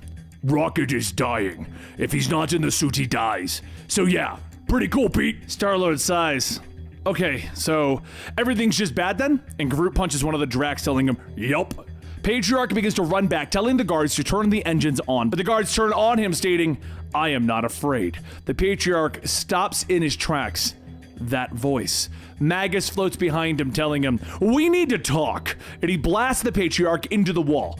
But back with the others, Rocket yells to Star-Lord, stating, this is your chance! Get Gamora and the others. Star-Lord pauses, telling him, if I don't make it back. And Rocket tells him, yeah, you want me to have your ship and all your stuff, now go! Over with Magus, he lifts the Patriarch up, telling him, This church, so much pain, so much death, all in your name. He clenches his fist to squeeze the Patriarch's throat when suddenly he is shot from behind. The Patriarch falls, laughing. Do you see it? Do you see what happened to the faithless? How do you expect to win when the entire galaxy is against you? All the heroes influenced by the Patriarch begin to attack Magus from all angles, and Rocket and the others quickly jump in to shield him. But as Beta Ray Bill throws his hammer, he bursts through the back of Rocket's suit. All the fighting comes to a stop, and the Patriarch says, "This breaks my heart. I did not want this. These people are valiant, brave. You all have so much life in you, or rather, you did. If only your sacrifice could be enough, but fear not. Our crusade is near its end. We only have one last thing left." Star-Lord looks out the window, telling him, "You're insane! That's Earth! The Avengers will stop you! The X-Men! Someone!" And the Patriarch walks off, telling him, "The people of Earth will give theirs as all others. Guards, take him away and prepare him and the others for conversion. Start with Gamora." As the guards drag Star-Lord off, hidden from view, Groot's mini Groots begin to run in yelling, "Stab! Stab! Stab!" They quickly run over to Rocket's suit and pry it open, causing Rocket to fall out. The suit warns him that catastrophic life support failure is imminent, and Rocket coughs. Yeah, well then, I guess we better hurry. The mini Groots help bring over a big gun, and Rocket begins to drag it in the direction that Star-Lord was taken. A short while later, the Patriarch begins to absorb the life force of Earth, telling them all that they will kill many this day, and there is no way around it. Because they do this so that billions more may live. They do this to banish evil from a future undeserving of his grotesque war. They are righteous because they believe, because they have faith. But just then, everything turns black, and the Patriarch asks, Did we lose power? And one of the guards tells him, yeah, they have a visual from the engine room. As the emergency power kicks in and the screen powers up, the Patriarch can see a sickly Rocket sitting there working on something. He begins to yell out, "I will not be bested by a raccoon!" And Rocket tells him, "We met earlier when I drove a spaceship into this spaceship. Gonna be taking control of the comms for a bit because the nutty voice is getting a little annoying. But hey, I got some good news. You ain't losing to a raccoon. You're losing to an engineer!" As Rocket finishes crossing the wires, all the Guardians break free from their tubes. The Patriarch shouts, asking what is happening, and the guard at the terminal states that Rocket has reversed the polarity of the engines and he is taking over their targeting systems. Patriarch asks if they are losing power, and the guard tells him no, they're actually almost at maximum. As the ship begins to absorb the Drax and the guards, Star-Lord gets up asking Rocket, "Hey, are you okay, buddy?" Rocket hacks away, telling him, "Hey, Peter, you guys should probably get the hell out of here. I just set the ship to jump back to the original timeline in a few minutes, so..." One of the Drax grabs Rocket, holding him into the life-absorbing tendrils, pulling him back out, asking, "Do you feel it? Just give in. Give us your will to live." Rocket spits in this Drax's face. "Have that!" Drax wipes his face, asking, "How are you still fighting? You should be dead." Rocket laughs. "Yeah, well, my death doesn't belong to me. You want it? You probably need to go through them!" Rocket points, and Drax looks back to see Star-Lord and the rest of the Guardians all pointing their guns. After being shot by every weapon imaginable, Drax lets go of Rocket, but Groot quickly catches him. Rocket tells him, "You guys gotta go. The ship is about to jump soon." Groot tells him, "We are not leaving without you." But Rocket tells him, "I can't go on without my suit." And Groot tells him, "Don't worry, I am Groot." He begins to pick up and place Rocket in his chest as if Rocket was piloting him, and Rocket points his gun, stating, "Hell yeah." After all of the attacks along with Moondragon's psychic assault, Drax looks up at Rocket with all of his memories. "Rocket, you look so stupid." As Drax begins to laugh, Gamora yells that they need to not be here, and Star-Lord tells Lockjaw to get ready to leave. Patriarch pushes through his guards, yelling, "No, you can't leave me! If we return without our destroyer, our future will die! We will have nothing!" As Lockjaw's portal begins to take everyone away, including taking this Drax with them, Star-Lord tells them, "You'll be fine! You guys have got faith." Patriarch shouts for him, but as Star-Lord and the others escape, the Citadel disappears, back into its own time. Billions of years into the future, the Citadel crash lands into the sea, and death looks upon it, stating that it would seem that they have returned. Their quest across time to kill them, to kill death, has failed. But try as they might, they now see that none may escape the inevitability of their purpose. Now and always, Thanos wins. And that's when we see the man that they were fighting against, Thanos himself. Back in the present, Rocket wakes up in a hospital bed with everyone around him. Ah, crap, you guys are still here. Star-Lord tells them that they all came to see him, and they all came here for him. Rocket looks at them all. Well, hell, way to make a guy feel sorry for himself there. While I have everyone here, why don't you all stop staring and tell me what I've been missing? Anything happened in the last year? Anything cool? Everyone thinks back to the recent Infinity Wars events. All the times that Thanos has risen, the time that the Cosmic Ghost Rider tried to kill everyone, the events of the Inhumans. Null's in there a little bit too. The Silver Surfer says that he traveled to the dawn of time and seeded life across the galaxy, only to give birth to his own home planet and then be reborn as, but Beta Ray Bill stops him. No, nothing really, Rocket. Rocket laughs. I knew it. But, you guys mind if I get some sleep? I'm drugged out of my eyeballs right now, and I don't even know who half of you are. Everyone begins to walk out, but Rocket stops Star-Lord. Not you. Can you guys stay a bit? Please? Gamora, Groot, Drax, and Star-Lord all sit around asking what's up. Rocket reaches out stating that he wanted to thank them. All of them. He promises that he'll get better. He'll beat this thing and he'll get back on his feet. There's a whole galaxy out there to guard, and he can't do it lying down. Star-Lord tells him to stop it. He can take his time, and the galaxy can wait.